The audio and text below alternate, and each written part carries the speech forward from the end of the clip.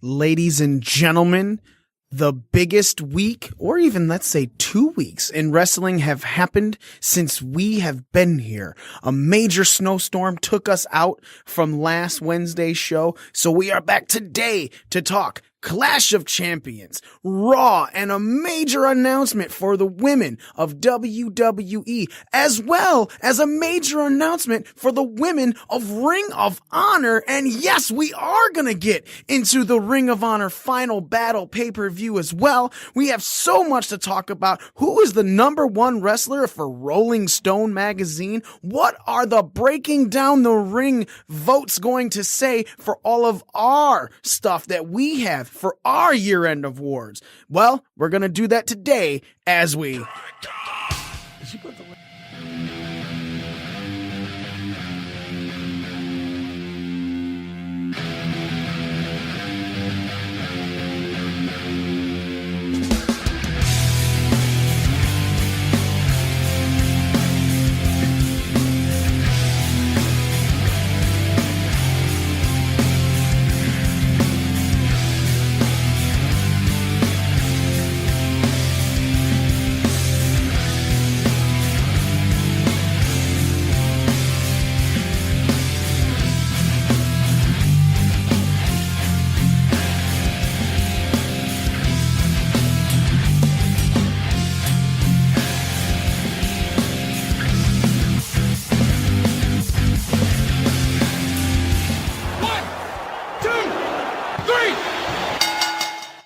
You are listening to the most inappropriate pro wrestling podcast in history. You're listening to Breaking Down the Ring. We are your ring crew. Smitey.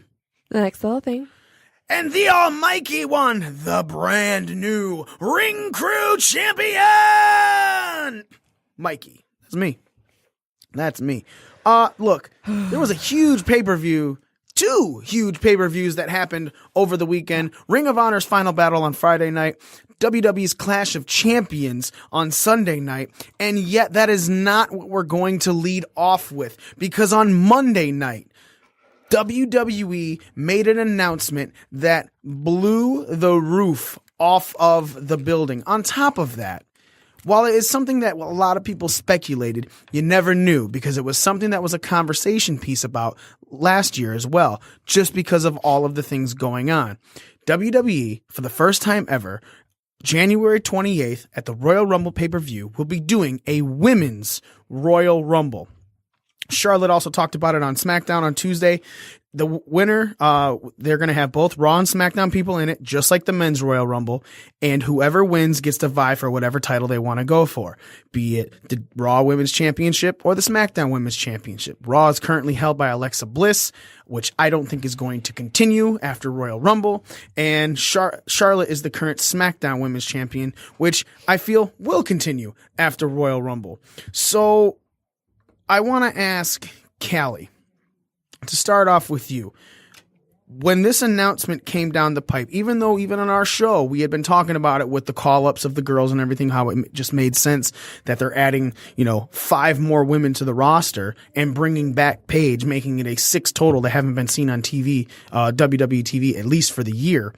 What did you think when Stephanie made that announcement? I was super fucking excited.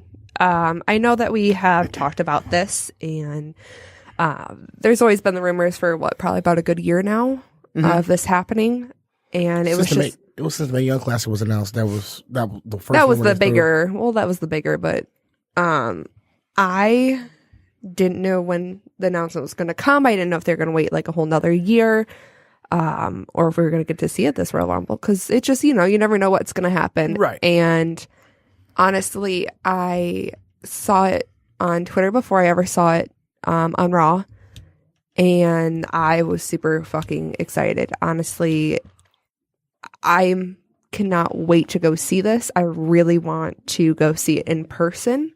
I really like that these women are getting an opportunity to prove that they can do what men do. And they're not just divas, and they're not just, they're actual WWE superstars. Mm-hmm. And I can't wait. Smitty. I'm wondering what surprises they're going to throw inside that women's Royal Rumble. Oh, 100%. There's already a rumor that Ronda Rousey may enter this Rumble. You may see the Bellas return for the women's Rumble. Becky Lynch is definitely going to be in the Rumble because she should be back from filming the Marine by then. Mm-hmm. Yeah, she's already said that on Twitter. So yeah, I'm just interested. Like, there's always a curveball in a Royal Rumble somewhere in a Royal Rumble match. I'm interested to see what they're going to do with this one. I think we have a lot of things to look forward to leading up and then day of. I think that they are really going to kind of throw a curveball. When it was announced, look, I'm super excited for it. I think it's going to be great. We don't know full details. We don't know how many superstars how many women are going to be in it. The going guess is 20 right now. Just from, I think there's like 16 total women on the Raw and SmackDown roster, taking out the champions. Yeah. So that's 16 women. Let's make that 14 because you got to assume both of those championships are going to be taking place, fighting for on Rumble. So that would keep those two women normally, from what I'm assuming, out of it as well. But we have seen people join the Rumble that had a match earlier in the night too. So it's not like it's guaranteeing it out. But I mean, if it's a swap over for champion, right, you never know. Hell, Foley into the Rumble 3 times one year. Yep. I have a huge problem when this was announced and how this was announced. Because there a segment that was announced during? No. Let's start with the how. Stephanie McMahon should not have made this announcement. Sorry. She is the antithesis of all of the great things that are happening with women, a revolution. I'm not going to argue that. I can't say she's not. I'm not saying she didn't deserve to make this announcement, but she is a heel character on television making an announcement, then hugging the women that she has completely torn down before. Oh, yeah, the Bailey thing. Wow. The Sasha thing. Yeah. You know, she's been telling Sasha she's not shit for a long time and going, boosting Sasha that whole this is time. Hope chant, which is great. I fucking love it. I really do. But giving her the announcement, that's fine. Don't do it on TV then. Because it takes away from her heel character overall. She started a fucking yes chant, man. She has been destroying the yes chant ever since before the last WrestleMania in New Orleans. It makes no sense to have her come out as a huge face character and do this chant and do this announcement. Now again, the other problem I have with the how is it was on Raw. And that's fine. But what about the women on SmackDown that have also had a part in this? Charlotte, Becky Lynch, Naomi, even the Riot Squad. Sorry, they are a part of if they hadn't been brought up, this is not a possibility either. Why wasn't this done at a podium, a press conference or something? Early in the day, 12 o'clock, that's fine. But at the same time, I don't think it should have been done this past Monday. I think it should have been done Christmas Monday. If you're going to do it on TV. Especially if you're going to do it with a heel character. Not even so much that. Because you just had a pay-per-view on Sunday. Yeah. So the big story in WWE is, holy shit, Daniel Bryan and Shane McMahon had all this stuff going down. And Raw just buried SmackDown again, pretty much. And then with that announcement, look, we all knew there was a triple threat match and Kurt Angle was all scared and running out. That's fine. But that announcement at the end of Raw took away any major heat SmackDown had going from their own pay-per-view to the show on Tuesday, because right in the middle of it, everyone's talking about this with their speculations. Is Ronda going to be there? Who's going to win? What's going to go on? Who's going to participate? And I'm fine, again, with the hype. Yeah. You have 6 weeks for Royal Rumble, if I'm not mistaken. Yep, 6 weeks. Yeah. So that's 6 weeks from this Monday that just passed. You couldn't have done this with 5 weeks? Or even a month. I'll give it 5. I'll give you all of that build up I'll give you the 4 weeks of build up, 5 weeks of build up, but it's also Christmas Day, and our Christmas gift to our fans is this. I feel like, as awesome as this is, and this is 100% just nitpicking, but if you're going to put your heel character out on TV where where she's the heel all the time and do a corporate great thing, I feel like you're losing that whole sense of disbelief. That's what you're supposed to give your audience about herself. Yeah. Go ahead. Yeah, the thing is that she on TV's playing this heel character, and I know behind scenes she does amazing things for kids and all the charity work, and how she is a really great person outside of this, and genuinely. But you're right, like you can't just have someone come out and boost and boost and boost and drop this really awesome like bomb on all of us. Did she also make the Mae Young Classic announcement? No, Triple H made the Mae Young Classic announcement. Yeah. Okay, and was that on Twitter or on television? He made that on or a he made that press on, conference. He made that on social media somewhere. Social media, yeah. or a press conference or something like that. Yeah, I'm pretty sure it was. Yeah. So again, Triple H is a heel character. That announcement makes sense. If you Especially with now him look, running But he did it during NXT. NXT tapings. That's what I remember. It was on social media Yeah. on NXT taping when he made Yeah, the it was an announcement. NXT announcement. So he's not a heel character on NXT. So it makes no, on perfect sense NXT, for. he's 100% the face. Yeah. of Well, he's NXT. not even a face. He's, He's just, just No, if he ever when he shows up on NXT, he gets a fucking Road Warrior pop. People love him from NXT, and that's fine. And It's two rightfully different so. shows. Yeah. He is the fucking brainchild behind it. That being said, again, the nitpicking of how how it was and presented. when is completely irrelevant compared to the scope of history. Naomi being the first person to announce herself into the Women's Royal Rumble made history on SmackDown Live. She is the first entrant in the Women's Royal Rumble, period. So therefore, right off the bat, you have the history-making announcement on Raw and the history-making announcement on SmackDown for Naomi. Now, my question to you, and I'll start with Smitty. Give me two people you think could be surprise entrants. And by surprise entrants, I mean right now, they have only said Raw and SmackDown women. Therefore, someone from NXT could be a surprise entrant. Someone from the outside could be a Hall of Famer could be a surprise Can I give you entrant. 3? Give me 2, because other people want to talk too. I have 3 off the back I was thinking of, and one was Ronda Rousey. The other one is Nikki Bella.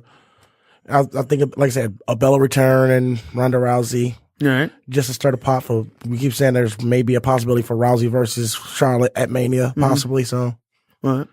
Callie. Ember Moon, only due to what she kind of said on Twitter, has maybe kind of starting to wonder. It's a long stretch in my mind, but it's a possibility. You never know. And then, what's her name? The Glamazon, Beth Phoenix. Beth Phoenix. I heard she was training for a little bit too, and it's very possible with her just being in the Hall of Fame, so her name's still kind of out there. Right. Just for all that she's done. Yeah, I can see a Trish Stratus Yeah. popping up 100%, and See Lita. no, Lita's too Really? injured. Yeah, Oh, is she? listen, Lita's half glass now, bro. yeah, I could see her being there, maybe doing guest commentary for Commentary, it. 100%. I hope that she does guest commentary, and I hope Renee Young does. Another one, Kelly, didn't she like sign with WWE again for some small stuff? She signed to be like an ambassador for the company. It's very possible you see her come out there for that, you know? But interesting what Smitty said. He brought up Ronda Rousey. Now, Smitty, if Ronda Rousey is in there, and if she's not in there, who do you think is going to take this? Who do you think could take the first ever Women's Royal Rumble? With Ronda Rousey and without? Because I feel like that's two different answers. With Rousey probably will take it because she'll probably come in somewhere at that lucky 24, that lucky mid 20 number. And without Rousey, I say either goes to Becky Lynch. Most likely Becky Lynch, probably. All right. Callie. I mean, I think if you're going to have Ronda Rousey, probably Ronda Rousey. That is if she's a surprise entrant. That's what I'm saying. Yeah. So Only if she's a surprise. No, I'm not talking if in the next coming weeks she's announced. She's signed and announced. I'm talking if she walks out on a spot day of without any talk of anything.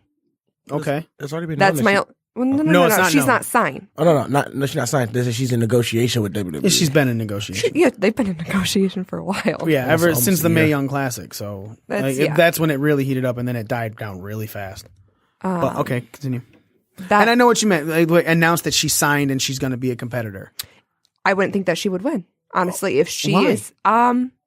Because I think that if you're going to have her win, you have to have her be a surprise for it to make sense. Only because she doesn't have a storyline. She doesn't. I mean, other than her feud with Charlotte, and She doesn't have a storyline in the WWE, but she has a past in MMA as outside of the last and two losses. I understand that. I understand that she has So does Shayna Baszler. a pull, but I just, for some reason, I do. Right. It's hard to explain why. But, and then I think if you, if she's not in it, probably Asuka, although it just depends on if Asuka wins the belt prior to this Royal Rumble. Mm-hmm. So it's kind of hard to say. My thought process for this is if Ronda's in, she wins. I'm not going to pick Asuka if Ronda's out because I think Asuka's going to be fighting for the title at Rumble. I think so, but And that's my strong thought process on that. If Ronda's in, there's one of two ways they're going to go with her win. She's either going to eliminate Becky Lynch with the help of Shayna Baszler, creating that 4 horsewomen feud to go fight for the SmackDown title. yeah. Or she's just going to fucking dominate and come in at number 1 and run through everyone and go for the Raw Women's Championship, where it's now 2 of the most dominant women in women's wrestling history. Number 1, knocking everyone out and facing Asuka, because all of a sudden Asuka's doing the armbar. Yeah. Asuka lock is kind of gone. That armbar's there now. So that's if Ronda Rousey is in it. If Ronda Rousey is not in it, oh man, I think Paige gets it. Because Paige is, especially if Asuka wins that belt, Paige has already got a story going against Asuka because she's the only one they haven't attacked. Yeah, it's, You know? as we get closer, I'm pretty sure my answer will change, but it's Oh yeah, it's but really hard to think right now because there's this so many is all things they 6 can weeks do. of Yeah, speculation that we got to have. there's a lot that's going to happen in 6 weeks, and I can't. I'm honestly like I will be really watching and reading tweets and following storylines like crazy because this is going to create a really awesome. I really do think they're gonna do 30 women for this Royal Rumble, and I think they're gonna take a lot of the NXT girls like Peyton Royce and Billie Kay. I would even love Kairi if, Sane. Yeah, I would love if all 3 of those made it in. I think you have a strong possibility of Peyton Royce and Billie Kay. I don't think Kyrie yet because she's still building herself on the NXT brand. I, for some reason, see more of... You know, I say Kairi Sane. I see her and Shayna Baszler because they were the last 2 inside the Mae Young True, Classic. and Shayna Baszler has been getting the pump for debuting now on NXT. There was the one where it was just the shadow. And the spades. Yep, and then the second one was... That was everyone's like, oh, it's a dude. And it's like, no, there's a spade there. She's the queen of spades. Come on. Yeah, I kind of caught Shayna Baszler first. Right, like, that was kind of a... everyone that thought it was a dude, it's like, well, to be fair, she has a build like a dude. You know, I mean, she's straight up, she has wide shoulders, she has guns. Yeah, she has a build like a dude, you know, she's a straight up woman, but man, that she has a build like a dude. So I get the silhouette, you know. Yeah. So now with that being said, if this goes off strangely, right?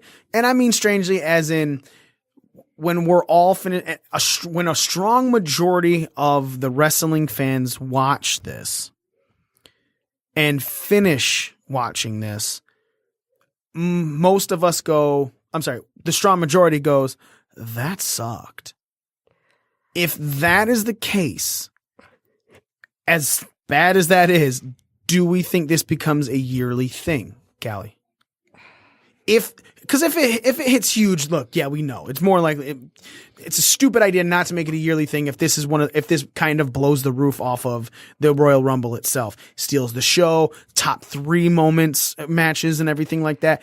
yes, it's probably going to be a yearly thing. But if it flops, But if it flops, do you think it's going to happen again? It kind of depends on if the women redeem themselves throughout the year after it, and if they'll try again. I would like to think that they would like to give them another chance, but it's hard to say because I just don't know how they could fuck it up that badly to not have another one. I don't know. I just have a really good feeling about this. I know that some of these women aren't necessarily 100% ready, and I hope this pushes women to really put in this effort and stop playing these kind of girly games where they're still a little too diva-ish. I really hope this teaches people to step up and be superstars. Just like how Charlotte is, how Asuka is, how, your top people are. Okay. So what do you think, Smitty? If it flops, WWE has had moments where something flops horribly and they still try it again, i.e. the fucking Gooker. They tried it again? Yeah, Gooker's into the Rumble 3 times. Well, yeah, that's okay. I'll allow that. Yeah. I guess it depends on like how many fuck ups happen during kind of it. Like it depends what kind of fuck up it is. I'm assuming. All right. That's at least my overall opinion. I still think it'll happen. I think they'll try it again, even if it does flop. Right. I think they'll give like a 2-time I think you're gonna see. I think you'll see 2 no matter what. Annual things, and I bet either they'll downsize it or they'll upsize it to see if that creates a different effect. Man, no, don't upsize because that 40-man Royal Rumble with Del Rio one. Well, it depends on if was I'm an talking absolute shit show. I'm talking if they're using 30 this time around, like.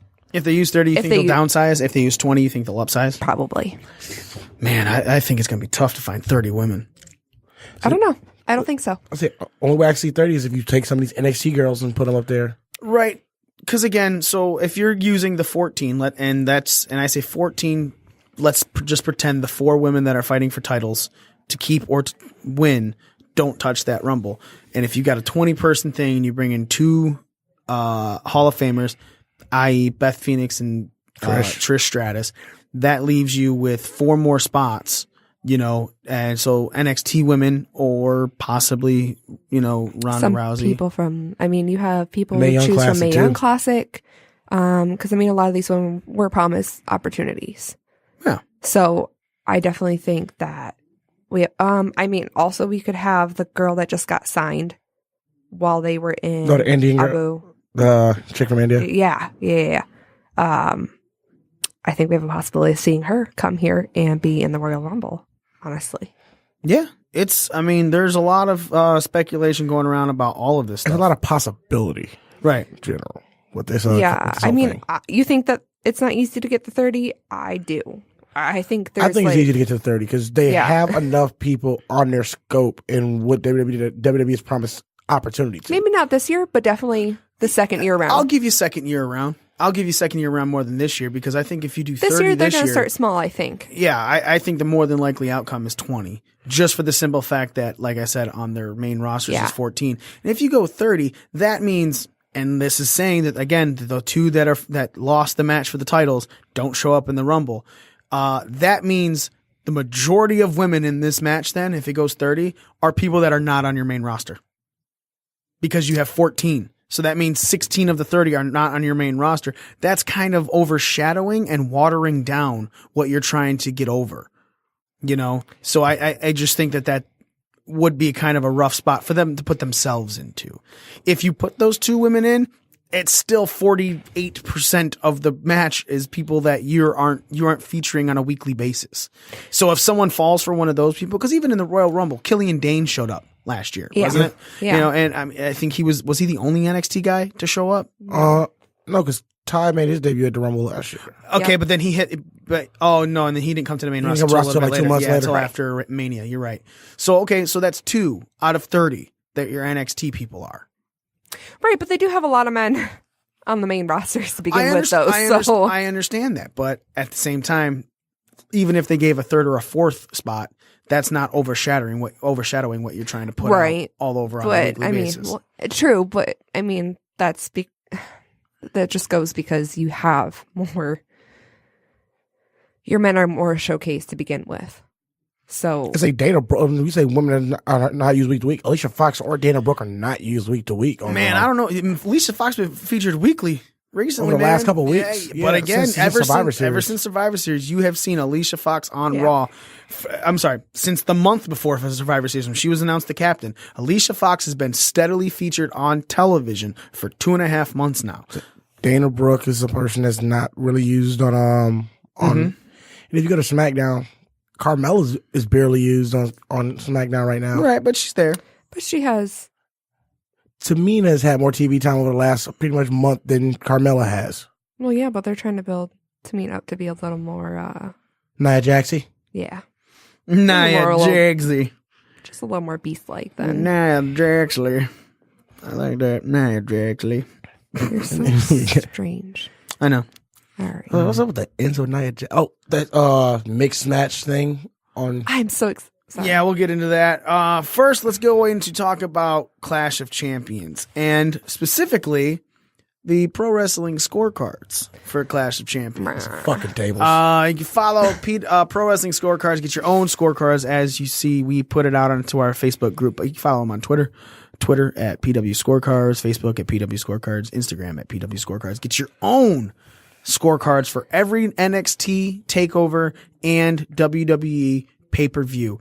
Obviously, next month is going to be takeover Philadelphia and the Royal Rumble. So we'll have 2 scorecards. Probably, one of them is probably going to be 2 pages with that Royal Rumble one. Oh, 100%.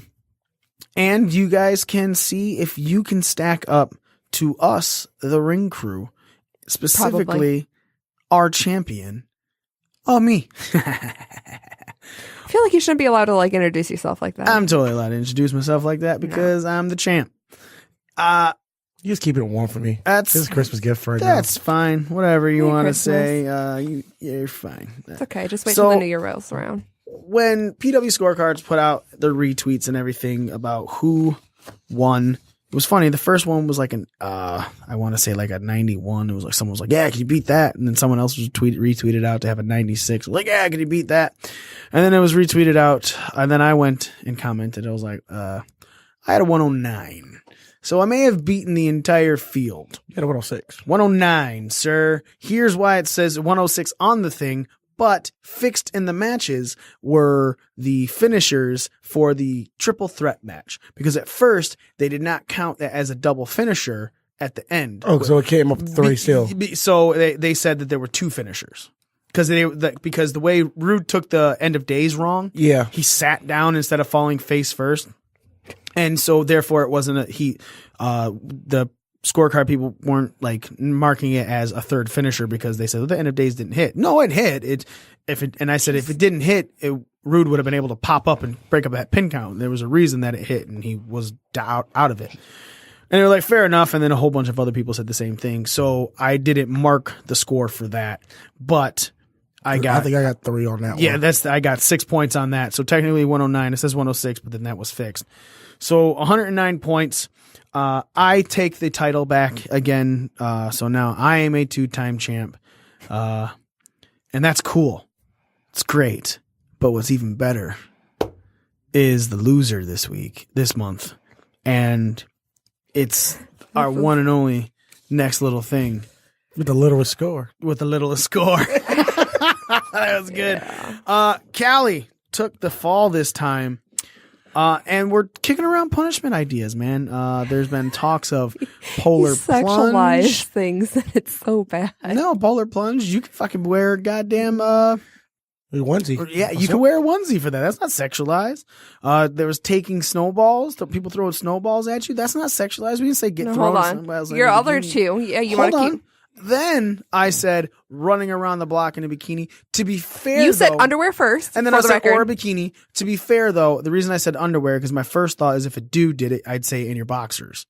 So It's fine. it's not like it was a sexualized thing. It was just like, look, it's fucking cold, and you're gonna be running around the block while I'm that. filming you in a car. Also, you gotta sing "Baby It's Cold Outside" while you do it. Oh, damn it. Oh, I don't. Oh, such a rape song. What's in his drink? Oh, baby. It's really fucking cold outside. Dude, yeah. I'm like, what? That's not a drink. So we're kicking around ideas. We're hoping some of our listeners can give us. Make sure you tweet us at BDRcast on Twitter. Use the hashtag BDR punishment, and we'll know what you're trying to get Callie into. And we're gonna run this for, I think it's either 1 week or 2 weeks, depending on what we're doing with next week's show. If we have a show next week, which is obviously the week of Christmas on December 27th, we will be doing the punishment then. If not, we're going to take a 2-week vote, and when we come back in January and announce all the other stuff that we have going on, we will then announce the winner of the punishment for Callie.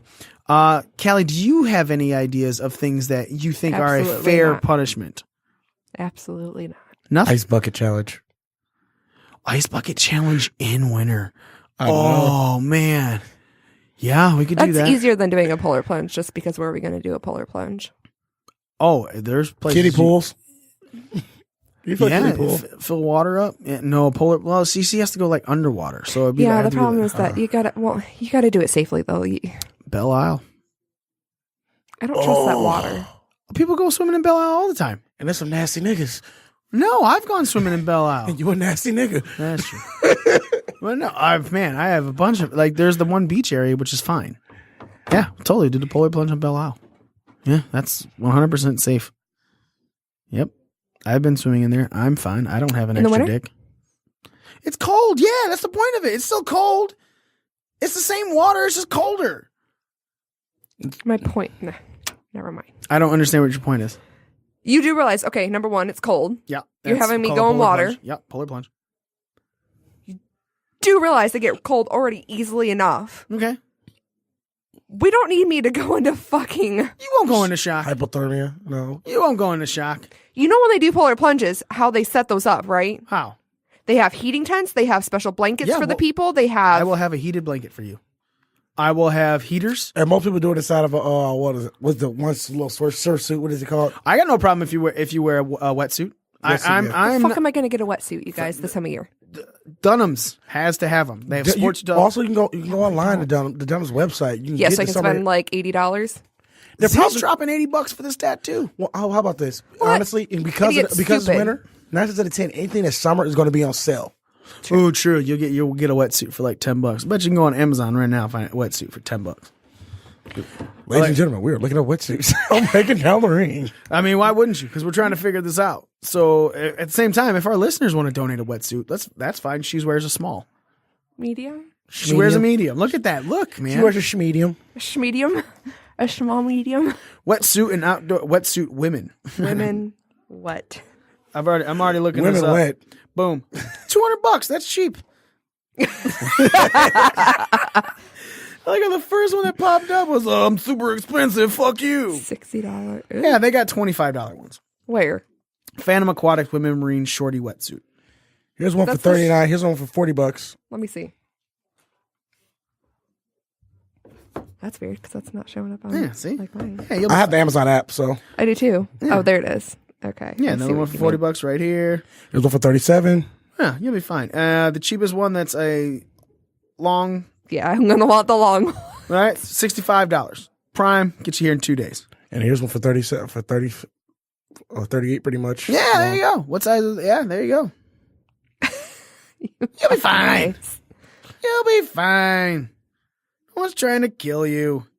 See? This We're is why I practicing just. safety. I mean, Yeah, we're not trying to. as long as you have everything prepared for when I get out. Oh yeah, 100%. I'll make sure that there's a. I'm not blanket. walking to You'll- a car while I'm shivering my ass off. No, you'll have blankets. You'll have towels that will get you. Yeah, we'll get you dry. We'll make sure. Okay. Yeah, I'll I'm have. having a blow dryer. Yeah, Where the fuck are we gonna? You guys, this is a beach portable powder. outside. Portable power. Portable power. And there are battery operated Since when blow are there- dryers. Oh, that? What? Those don't work well. Okay, As long as they get hot. hot. I'm talking about. I'm thinking portable power, as in like a Yeah, like thing small that you can generator, plug maybe? something in. Yeah, they just Yeah, but those I've only seen those for phones. I've nenever seen something that did you has hear like what a 3-prong. You've never heard of I have, but there's generators and stuff like. Well, look, if which this looks because that's what we're mainly talking about. It looks like this polar plunge is probably going to be what's. I mean, gonna happen. out of all those options, I just really hope no one chooses it. The reason I'm against the snowball thing. Snowballed. First off, like I'm super anemic right now, so I'm bruising really easily. And no offense, men throw hard even when you don't mean to. So that's a lot of snowballs being pelted at me. Mm-hmm. That's asking for an injury. Because all it takes is someone to miss. Because I'm going to tell you, there's going to be things that are off limits of what you can hit. And it's not just my face. That would probably be it. No, you can't hit my tits. Sorry. You can wear a padding on your boobs. I'll give you that. I'll give you padding. I'll let you wear like you can put something on there. I don't know. Just Tape them down. I can't wait. I can't promise that we're not going to hit your boobs. That's like asking us to be like actual pitchers and just all right. You're only allowed to hit me in my stomach area. What? I fucking hurt too. That's the first time that's what she said. Like, This is why you I only just aim don't for the like this stomach. idea anyway. Huh? This is why I just don't like this idea anyway. It's just asking to be heard. Then okay, fine. We'll let you turn around and we'll hit you in the back. Fine. I'm in for the buttocks. That's right. Go. Sure. Booty, booty, booty, booty, plowing everywhere, plowing everywhere, plowing And if you everywhere. miss, you don't get an extra ball. Oh no, I agree with that. Matter of fact, yeah. You know what? You miss, your own fucking fault. I'll give you that because Orlando only took the amount of dicks that we had from each of us, so 5. He took 5 dicks, pumpkin pie dicks to the face. One Yeah. really huge one. One really big So one, yeah, but- so if it's 5 snowballs, 1 from each of us, that's fine too. So okay, we're polar and plunge Champ the can get the snowballs thing. extra just to make it like the. Sorry, did you say I get the extra one? Yeah. Yeah, I do. No, I'll say we'll Well, stick with 5. We'll Because stick- the Champ got the bigger dick. Okay, so 2 So I snowballs mean, yeah, for the champ. 2 snowballs for Okay. the Champ. All right, that's good. We'll figure out 2 more. We'll get the poll up on Twitter into our Facebook group, Breaking Down the Ring, as well. But I really imagine this either running around the block thing or the plunge is going to be. I'm going to tell you this right now. If polar plunge is on there, no, you're right. Because if we do in the bikini or underwear, people might vote for that just to see you. And in the I mean, I bikini. do that every year in Detroit anyway, so I'm not The against undie run? it. Yeah, I do the undie run, so. All right. Yeah, we could do that too. So that's 3. That's 3 That's really three. cold Okay. ones. That's There's really an cold ice ones. bucket. I'm still putting ice bucket one back out there. So. That's possible too. But no, I don't Because want. it's kind of like one or the other for I like the I like the plunge. ice bucket idea, but if we're throwing the polar plunge in there, the Might ice as well- bucket yeah. is just kind of the same thing, just on a Yeah. much smaller scale. I don't know. I think I'd I want feel like we should let people choose what the 4th one could be. If we don't do a show next week, we leave a week open for people to decide what our 4th option can be. And then the best one of that we put Yeah. into the 4. Yeah, and then have people vote. All right, we'll figure that out. We'll see how we go with We'll that. see, yeah. But again, look, man, this is all for the fun. We're gonna get Z is gonna have his tattoo. Hopefully within the next week, we'll get that filmed and put it up onto our Hope so. YouTube. He's still has to get prices for it and stuff, but it will be up there. We will have the punishment for the November punishment up there. We will have the December punishment up there. The November punishment has to come before the December punishment. I promise you. If that's the case, can I pick where Z gets the tattoo? Because I got the championship. No, he gets to decide. No, That's what because it's a real tattoo, and the original point was a henna tattoo that was a tramp stamp that he had to come to every show with a half shirt on. yeah. And then he said, "Well, why not just get a real tattoo?" So he And we're amped like, it up. "What?" right. Because he amped it up. Yeah, and he was like, he goes, well, "Why didn't you say that?" And I was like, "Man, why would we say that? Like, that's pretty cruel. Like, that's permanent. You know, that's like some serious Like, I'm not stuff. looking to injure anyone or have something permanent on someone. And then Z goes with this one. He goes, "Oh, I can't wait for a dude because I'm getting a tattoo. Someone's getting something." Like, you picked the fucking tattoo. Right. You did pick the None of tattoo. us picked the tattoo. And we all picked said, a like, no, henna you tattoo. don't. Yeah, we all said, like, no, you don't need to do this. And he's like, No, go I'll big do or it. go home. And we're like, your body, dude? Yeah, Sure. yeah, I'm totally allowed to, man, for sure. Like, who's going to pay for it? You? Okay. It was funny. I sent him the graphics for the show, and it was kind of like when I sent Callie the graphics for the show to get the shirts made. And Callie was like, "You didn't send it. There's nothing in the email." And then Z was like, "Dude, none of the graphics are loading." I was like, "Did you click on them?" He was like, "Click on what?" And I said, "Okay, dude, the email background is white. The graphics are white. Well, I wasn't thinking, like, You have to click and then click again, and it pops up, and you see the graphic." Like, nothing popped up for me originally, for the record. So, but then I wasn't thinking black shirt, white background sort of situation. Yeah, that's just how it goes. We're not geniuses like you. We didn't I'm go to school for this. definitely not a genius. So, Rolling Stone put out an article and this is just WWE stuff, okay? WWE awards from Rolling Stone. Their Wrestler of the Year is awesome. Damn right, he said it himself. Miz? Miz is Yes. Rolling Stone's WWE Wrestler of the Year. Guess the runner-up was. Sorry, I just got really excited that That's I fine. actually got a. Guess who the runner-up was? Oh, guess who the runner-up was? Yeah. Kenny Omega. WWE. WWE. Oh, WWE. Oh, are we talking like a top dog? We're talking a male on the WWE roster that would compete as a runner-up behind Miz. All right, you're going to take it too long. Braun Strowman. Braun Strowman came in as the runner-up. Wrestler of the Year female, they have Alexa Bliss. Awesome. Tag Team of the Year, they have the Usos. Comeback of the Year is Jinder Mahal. One Night Only Face Turn of the Year was Neville. Yeah, he was literally face for 1.5 nights. Right, yeah, and then he left. Overdue Title Run of the Year was Natalia. Yep. Most overdue yet to be title holder of the year is Nia Jax. Most welcome loss of sanity of the year is Matt Hardy, which that's just a bullshit. Just give Matt Hardy a fucking thing. Best fake on-screen authority of the year, Stephanie McMahon. Gamesmanship of the year is the Ascension. Most promising youngster of the year, Chad Gable. Oh, because that dude went ape shit. So good. Eeriest entrance of the year went to Asuka. What? Yeah. Most bittersweet exit of the year, James Ellsworth. Most improbably awesome match of the year, Survivor Series Team Angle versus Team McMahon. Ugh. That was bad. Actual match of the year, New Day versus the Usos. It doesn't say which one. Doesn't say which one. Right. I mean, most of them were pretty good. All And of them then were really good. here's a bullshit one. Best posture, Kurt Angle. The No guy who shit. can't I know. even straighten his knees up. So Because he can't. let's go with we'll talk with their main ones. Miz, as far as WWE superstar, Smitty, do you think that he is the number one guy in WWE for the year, the entire year? I would say yes, because he's been relevant on both brands. Okay. He's he's made the Intercontinental Championship the one you want to see. Okay. He's done everything his character said he was going to do. He's made the Intercontinental Championship relevant. All of his feuds, you are interested in the Miz's feuds. Mm-hmm. When it comes to everybody else in WWE, you already know where the Miz is on the card, Okay. and he's been solid throughout the whole year, match wise, promo wise. He's had a couple of bombers in there throughout the year, but who hasn't this year? All right. Callie. Yeah, no, I agree with it. I mean, he is your biggest heel, so that does already give him one up over everyone else for just being the top person in that category. I mean, and yeah, he's been on both brands and he's succeeded on both brands. He's held the title on both brands.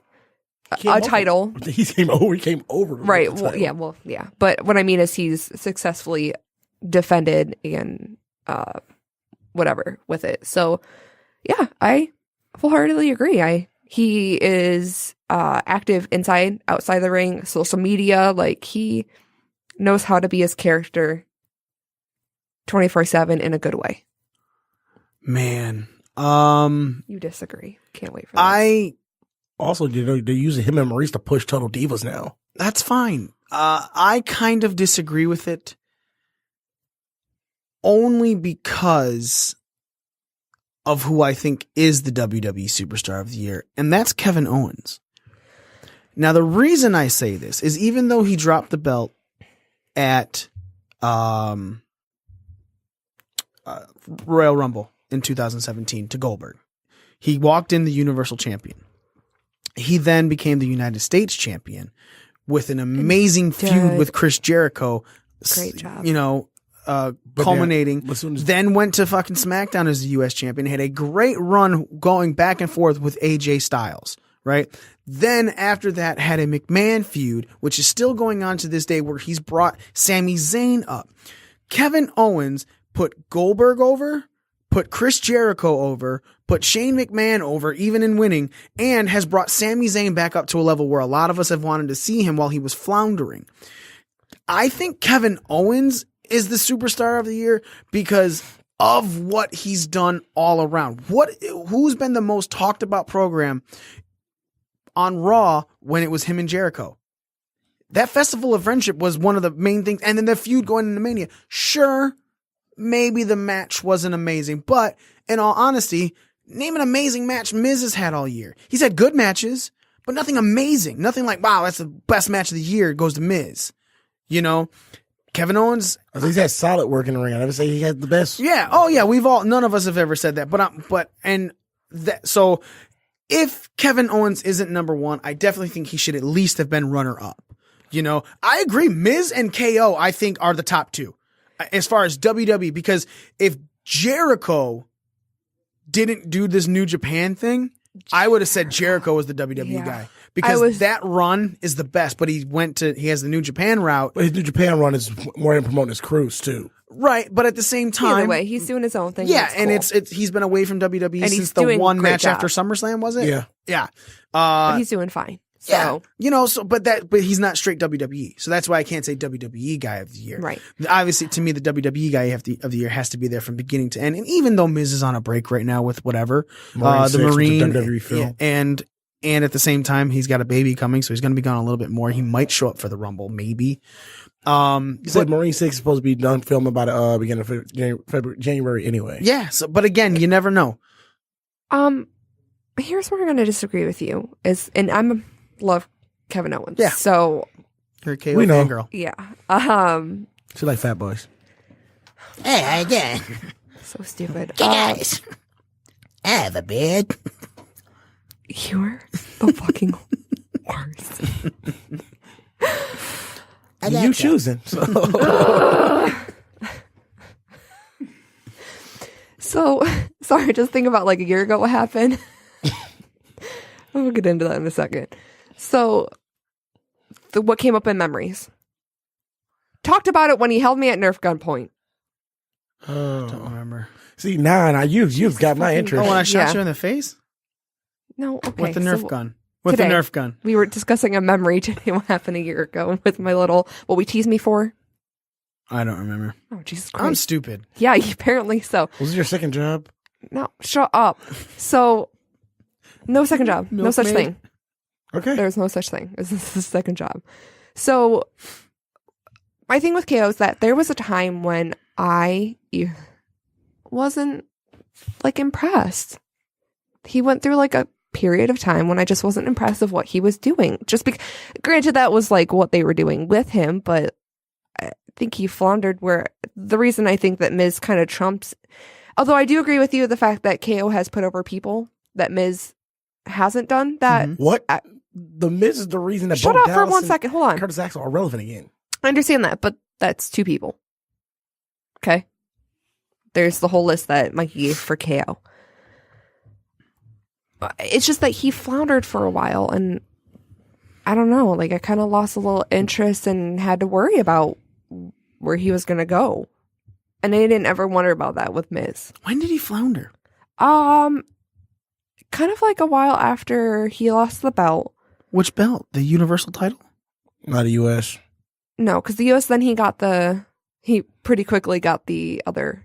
He lost the Universal. He lost the then Universal at Royal Rumble. Won the U.S. title at Mania. Yeah, so it's a nice. Yeah, there's really no floundering there because then he switched. He went right from losing the U.S. title for real to fighting Shane McMahon in Hell in a Cell. Which, that's not anything spectacular in my opinion. Sorry, it's Shane McMahon. I don't give a fuck about Shane McMahon anymore. I don't think he's just a piece of shit that honestly shouldn't wrestle anymore. And he's stupid. There's nothing cool. You jump off things. Whatever. The first time, it was cool. I'm asking you a question. Are you a Jeff Hardy fan? Don't know. Hold on. That's you're going into something where you're gonna sound stupid, and I'm No, gonna no, have no. to I'm agree. telling you, this is what like this too. Like she's making the same kind of decision that Ric Flair made about Foley, where he says Foley's not a Foley. That Foley shouldn't be wrestling. Foley's a glorified stuntman. Like Jeff Hardy's a glorified stuntman, just with better athleticism. I think Jeff Hardy's cool, but at least he's not. At least he's on the main roster doing things. He's a high, like he's pretty much a high spot. Shane can't throw a fucking punch. So No, he can throw it. It's tell just me, ugly. It just hurts. It's just ugly. it's not pretty either. It's fucking horrible. I said ugly. It's ugly. So there's just nothing about him that he should just keep doing these things. Like honestly, anytime he starts to have a feud again, it just frustrates me because I don't. So did you give a shit about any of that for Daniel Bryan and him with the Sami Zayn KO match? You didn't. Okay, well, hold on, because I watched that whole match. I watched it live. That was finally I figured out the issue with the thing. But cool. I mean, maybe start to go, well, that's cool, but I don't particularly care to see him fight or to wrestle. I really don't. What did you care more about, Sami Zayn and KO or Shane and Daniel Bryan in that match? That's let her. You can think about it. That's fine. Go ahead and think about it. I mean, the whole time I was holding my breath because of the stipulation, Uh-huh. and I was genuinely worried about what could happen. Okay. Just because of everything that's been happening about stars leaving and everything. So I started to panic a little bit because, oh my God, what happens if KO leaves? Like, it can break my heart. But then I wasn't really interested in the feud between Shane and Daniel until the very, very end when Daniel tripped over. When Kevin Owens pushed him Yeah. into Shane McMahon. Oh, it glitched Yeah. there, so I didn't know what That happened. was- I just KO, to me, I was KO like, I came thought- up and pushed Daniel Bryan Oh. into Shane. That's why Daniel fell on Shane. Okay. But either way, like, it wasn't until then did I give a fuck about the in-between, because otherwise I thought it was stupid and annoying. The way that Shane acted. It is just... the way he talks, the way he acts, just doesn't do it for me.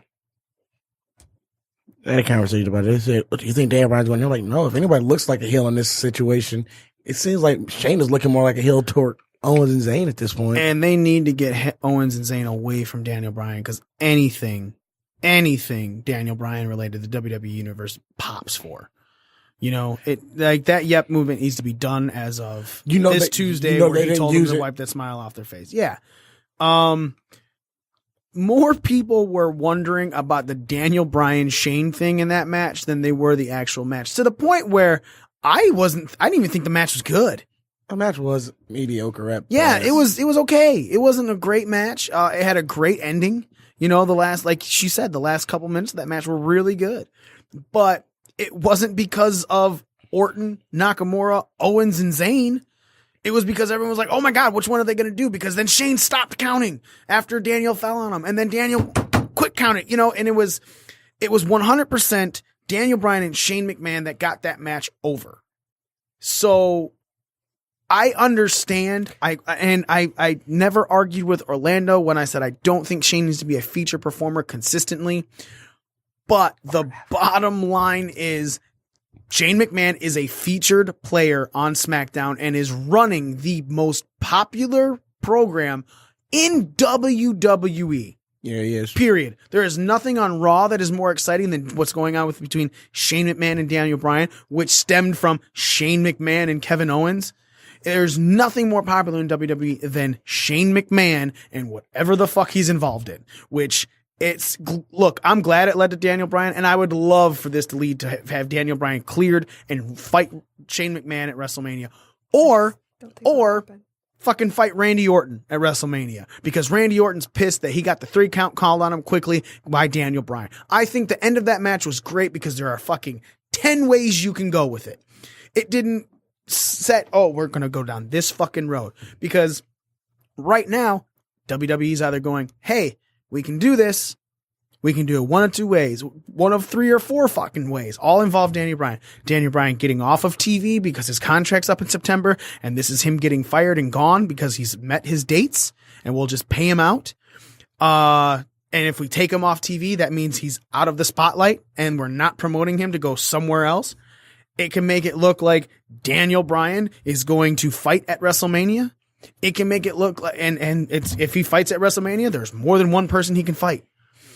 It could even be him and Kevin Owens, because there's very possible that Daniel Bryan does something, Kevin Owens gets pissed off at Daniel Bryan later down the line, or Daniel Bryan and Sami Zayn. There's so many ways, but again, this all stems from Shane McMahon. He is the hottest thing in the WWE right now, and he's hotter than the Shield. And look, that's partly because the way the Shield has been injury plagued since their return, the mumps and now Ambrose's elbow and stuff. Don't get me wrong. Shane is good at creating these situations, and I give him props for that. But outside of that, I don't give a fuck. Another, you say you don't care for him as an in-ring performer. You like his character, though. I tolerate his character. You're saying his character is not intriguing. Nothing about what's going on with him you give a fuck about. I just don't really like him. I don't know how to explain it. I just don't like seeing him. You're having a Smitty moment. You're just wrong. I'm allowed to not like him. I'm allowed to not like someone. I agree. So, like I said, I give him props for what he can do. Good for you, man. Like, you can make this show amazing. Cool. That's what a show needs, is someone to help boost these things and create things that draw really big attention. Back when you talk about the Miz didn't elevate anybody this year like this. Before Enzo's heel I push, said more than well, KO.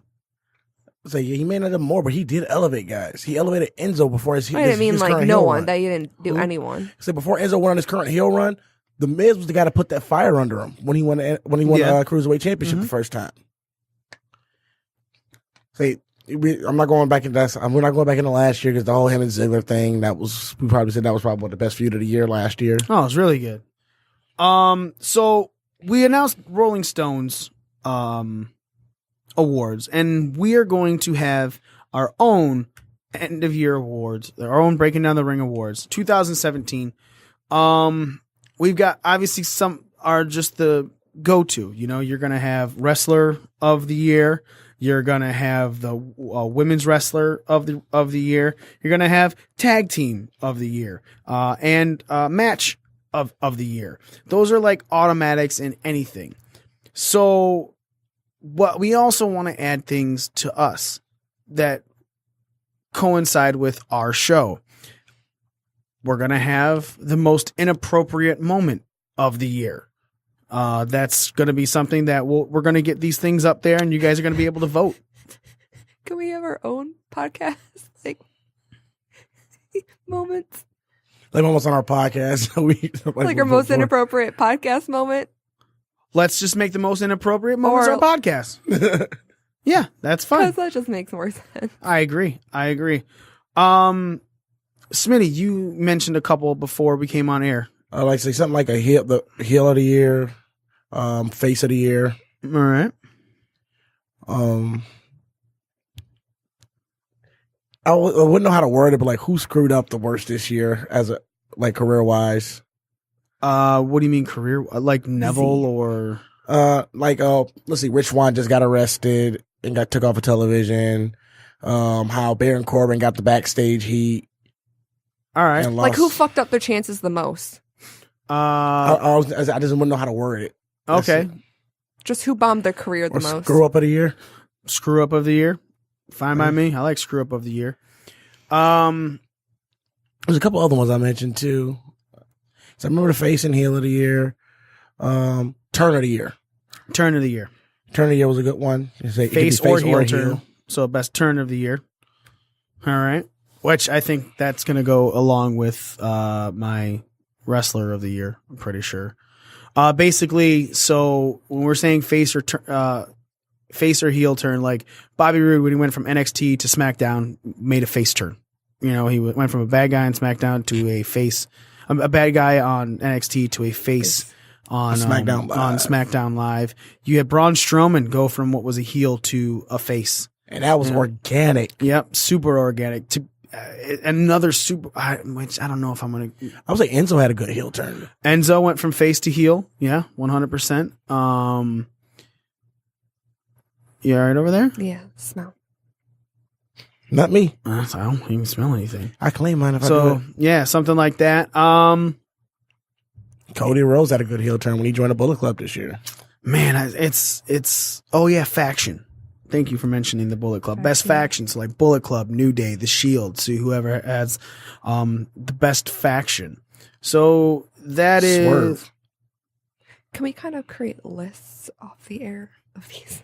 Yeah, we're Yeah. gonna go And over then- things and then we're gonna put up 4 for each category, and then we're gonna have all of the audience vote on them. Okay. And so it's audience participation included in our conversations about this. So, I figure I said Swerve of the Year would be a good one too. Swerve of the Year. Like unexpected moment in the match or that led to a turn. Like I said, like one I mentioned earlier was like Ziggler actually winning the U.S. title on Sunday. Mm-hmm. I think that was a swerve what nobody kind of saw coming. That's 100% a swerve. They've done that before. And so yeah, we'll go with those are 11. We'll stick with that. Best wrestler of the year, best women's wrestler of the year, best tag team of the year, match of the year, most inappropriate podcast moment of the year for us. Best heel turn, best face turn. No, best heel, best face. Biggest screw up. Best turn, face or heel, best faction, and the best swerve of the year. That's 11 of 11. So we're going to get like 4 for each one of those. We're going to put them out. If you guys aren't a part of the Breaking Down the Ring group, go to our Facebook page, facebook.com/BDRcast. You can join the group right from there because it's a link group for it. Or if active bitches. yeah, if you're on Facebook, just look up the Breaking Down the Ring group. It's a closed group. It's not a private group, so you guys can see it.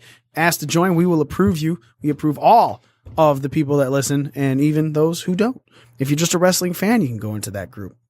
Also follow us up on our Twitter, BDRcast. We will eventually we'll also post photos to our Instagram, and we'll get comments off of that as well. You know, so whoever's starting to get the biggest pops will 2 weeks from today. So, and when I say 2 weeks, I mean literally 2 weeks. So we do our show every Wednesday. Today is December 20th, which means January 3rd, when we go, our January 3rd show is when we will announce the winners for this. So if you guys have 2 weeks to vote, whether we have a show next week or not on the 27th, you have 2 weeks to vote. You're definitely having a show on the 3rd, and we will announce all of our winners for, again, best wrestler of the year, best women's wrestler of the year, best tag team, best match, most inappropriate podcast moment, heel, face, screw up, turn, faction, and swerve of the year. All of that stuff will be talked about. Let's move forward now on to continuing kind of Clash of Champions up into the week in wrestling thing. The next biggest story I want to say is Dolph Ziggler, like we were just kind of mentioning. Yeah, that's just ironic because I just happened to open Instagram, Mhm. and what WWE posted just makes me really wonder. What? So they posted a picture of Dolph holding the belt and commented, it says, heel Ziggler walked in with his U.S. title and walked out empty-handed, .. Hashtag SD Live. All right. Yeah, it's a work. So, I don't know. I mean, we'll see. They posted the same thing on Twitter. So yeah, as we were stating, there was the triple threat match, Bobby Roode, Baron Corbin, and Dolph Ziggler for the United States Championship. And what happened with that was something that definitely none of us ever picked up. Dolph Ziggler went over. We all picked Ziggler to take the fall, and Ziggler went over with the pinfall on Baron Corbin on the champion. So it's not, Baron got screwed. Yeah, even though that obviously he said that right after, but Because Ziggler shouldn't have been in the match. yeah, but again, he pinned the champ. So because he pinned the champ, Ziggler won. He's going to have his celebration on SmackDown. He comes out, he does the music thing where it just, the record scratches and he just walks out to nothing.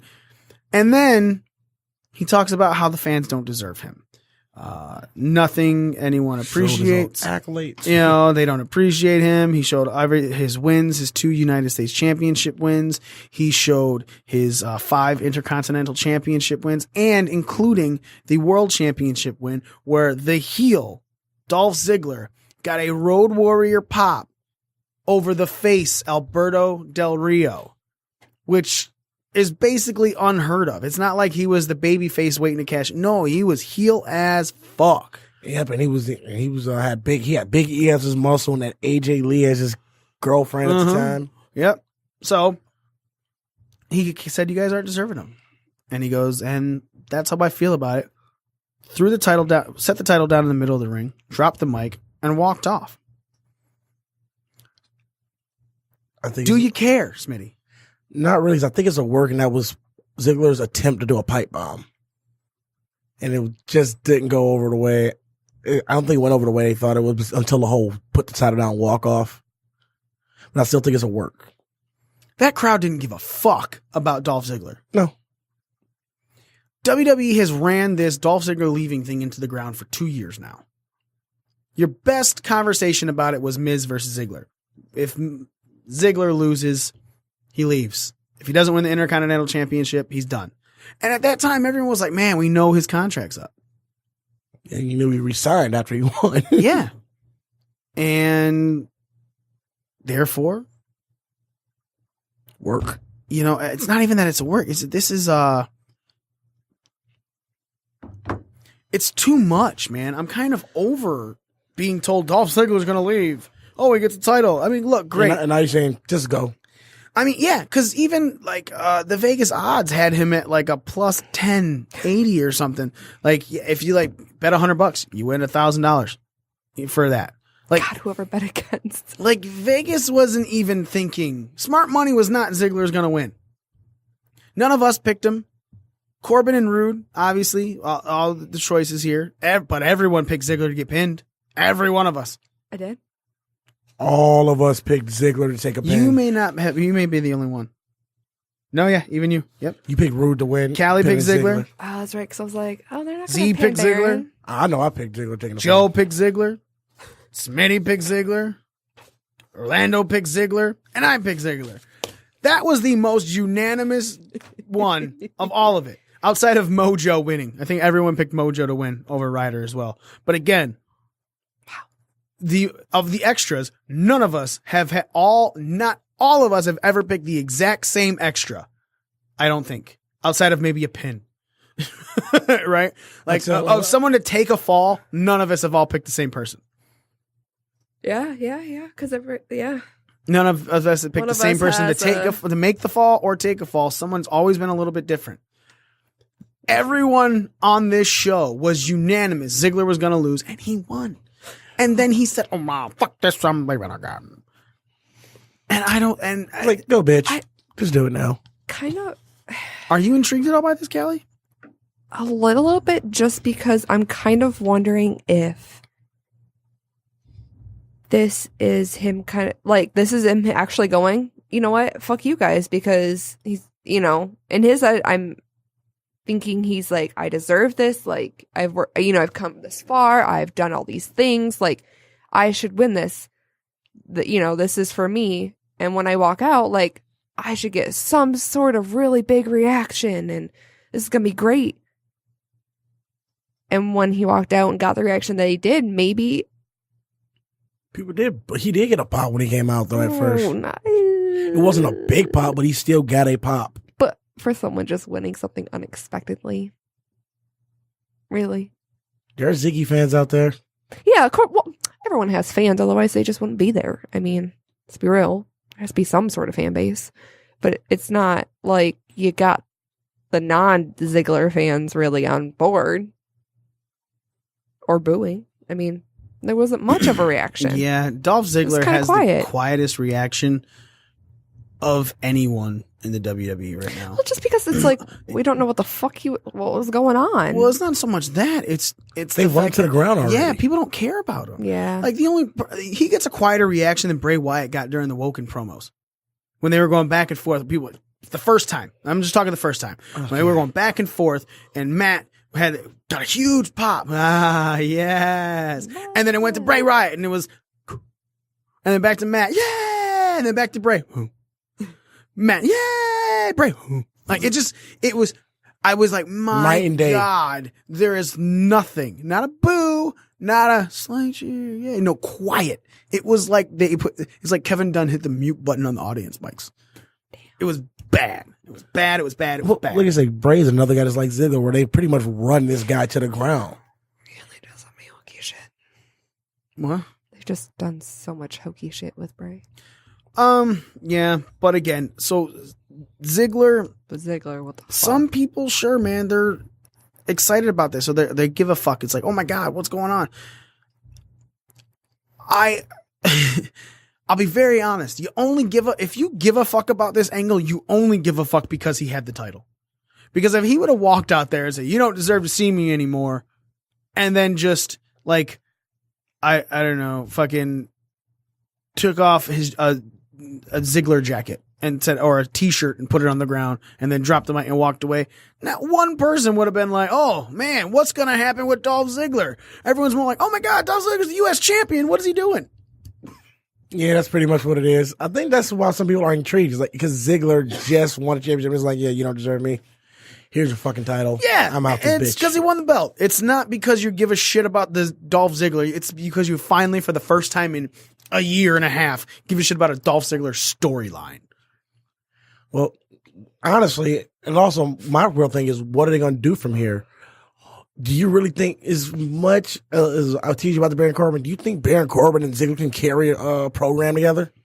No, I think what you're going to have right now is if Ziggler's actually leaving, if he has relinquished the title, A tournament there's definitely probably going to be a United States Championship tournament, which could lead up to somebody being to the culmination at the Rumble. Right, and finally getting a title that has needed it. In all honesty, it's very possible Sami Zayn gets this.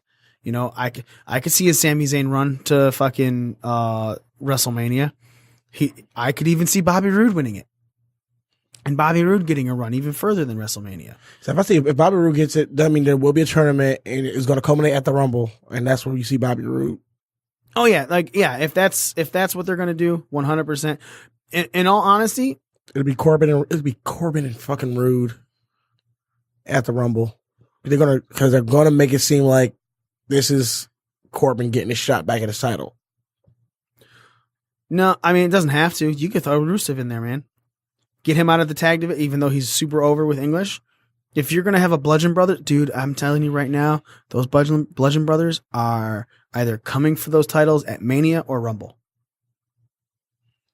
Yeah, because if you watch Talking Smack, the Usos are even like, yeah, we can try to avoid them as long as we can. Yeah, 100%. Okay. What about Mojo taking that U.S. title? Heel Mojo dropping that promo that we saw on Twitter as well. So you just a pretty boy. There's nothing else Heel to you. Mojo is good. Heel Mojo is what Mojo Rawley needed in NXT. Oh my God. Heel Mojo is good. Heel Mojo, I feel the same way about Heel Mojo. That's the way I felt when Enzo first went heel. I felt like it was something that was needed for that character to get to that next level. Mm-hmm. Because we all agreed that Enzo was getting stale until his little heel turn. Yep. And then when he went heel, he was bagging on the crowd, and then he elevated himself by doing the whole Zo Train thing, which he's doing now. Yep. So I'm interested in seeing if Mojo could actually do something with this. I would love to see it. I would love to see him all of a sudden have a U.S. title at Royal Rumble. I think that'd be a great thing to do if that's the tournament. That'd be a good one if the tournament ends up as Mojo versus Ryder for it. Even though we know Ryder's probably taking the fall. That's done. It was a pre-show match. It ended it. There's no reason for this to go because even Ryder on social media said, no joke, that was a good punch. I took it. It knocked me out. You know, I don't think you're going to get much more of that. I could see a Mojo versus Bobby Roode thing, like Mojo screws Bobby Roode. Maybe that have that as a program, and possibly even Roode taking the title at Mania, you know, off of him. Because there's the SmackDown, there's 2 pay-per-views. There's a Fastlane and Elimination Chamber, isn't it? I thought it was Roadblock or something like it's very possible. Yeah, maybe Roadblock. I don't know. Coming up in February because January is the Rumble and then February's got 2 pay-per-views, and then you got Mania. Yeah. So, yeah, man, there's a Raw one, there's a SmackDown one. There's a lot of stuff to set up for the next thing. No, there's one of February, one of March is Mania's in April. Yeah. Well, very possible that too. I mean, or there could just be a 6-week build like there is, for Royal Rumble right now to Mania. So, what? Just trying to stalk Dolph Ziggler on Twitter and Instagram. Creepy. Well, no, because I'm just trying to get a feel for what's going on just before anything official comes out. Because, speculation. Yeah. Has he said anything? I had a question about that. That tag match was the show stealer for me. The Fatal 4-Way On Clash of Champions? Yeah. All right. Okay. As much I did like the AJ Mahal match to a certain degree. Mahal's titty kept bothering me. His extra tit kept bothering me. Oh yeah, his steroid boobs. Yeah. And it also proves that WWE, if they want something, they will cover up what's obviously there. Well, never mind. Okay. It also depends what they're testing. You got to remember, man. Yeah, they wanted something, but they wanted something in Reigns too, and they had to give him 30 days. Mahal could just be, if he's okay, look. I'm going, and this is a huge if. It's pretty much, yes, he probably is. But if he's on the gas, he is doing it a way that WWE can't track it. Can't trace. Whatever they test, if he's doing it, if he's doing it, he's definitely doing it in a way that WWE can't trace it. Yeah, the extra thing bothered me, but I thought that tag match was the best match on the card, and it was a really good match, man. And I thought, we saw something from Gable that I don't think we've been waiting to see for a while too. No, we have for a while. What are you talking about? 100%. We saw that when Chad Gable was fighting Rusev on SmackDown. Those singles matches right there, right after Jason Jordan left, man, we were all like, holy fuck, Chad Gable's so good. And then he showed it again on a bigger stage on Clash of Champions when he did the Rolling Germans, and he did it to Rusev, and he did it. He did with the Big E straight too. 100%, man. Chad Gable needs, I even wrote, I was like, he needs a fucking singles run. He needs a singles run. And that's the guy I'd like to see with the U.S. title. No, not yet. Mark, you still got the taste of American Alpha in your mouth? No, I don't think that they're going to split him and Benjamin up yet for our tournament yet. I don't think you think they won't split them up till after they get a run with the tag titles? Maybe. Yeah, I could see that first. But man, again, that tag division is weird because everyone's over. I know, isn't it great? It's a division where it's like, man, holy fuck. Even Ascension are over because of what their bits with. I also hate the fact that Fashion Files are now a Facebook Watch thing now. They announced that last week. That from now on, the Fashion Files are only going to be a Facebook Watch thing. Oh, yeah? It's a shame, but that's fine. I can watch Fashion Files easier then. And consistently. Yep. See, even with the Ascension, they've gotten themselves over doing the Fashion Files with Breezango. Yeah. But again, when I say over, I mean, yeah, they get pops and everything, but they're not showing a bunch of in-ring talent, mainly because they're not getting matches. But the four teams in that match were all super over to the point where when they all showed up on SmackDown, when the New Day was in their Christmas get-up, and then Rusev showed up as Rusev Claus, and Aiden English was wearing black things on his body, which is, everyone kept telling me he was wearing a snowman outfit. I'm like, no, I don't. He is a snowman. That dude's super pale.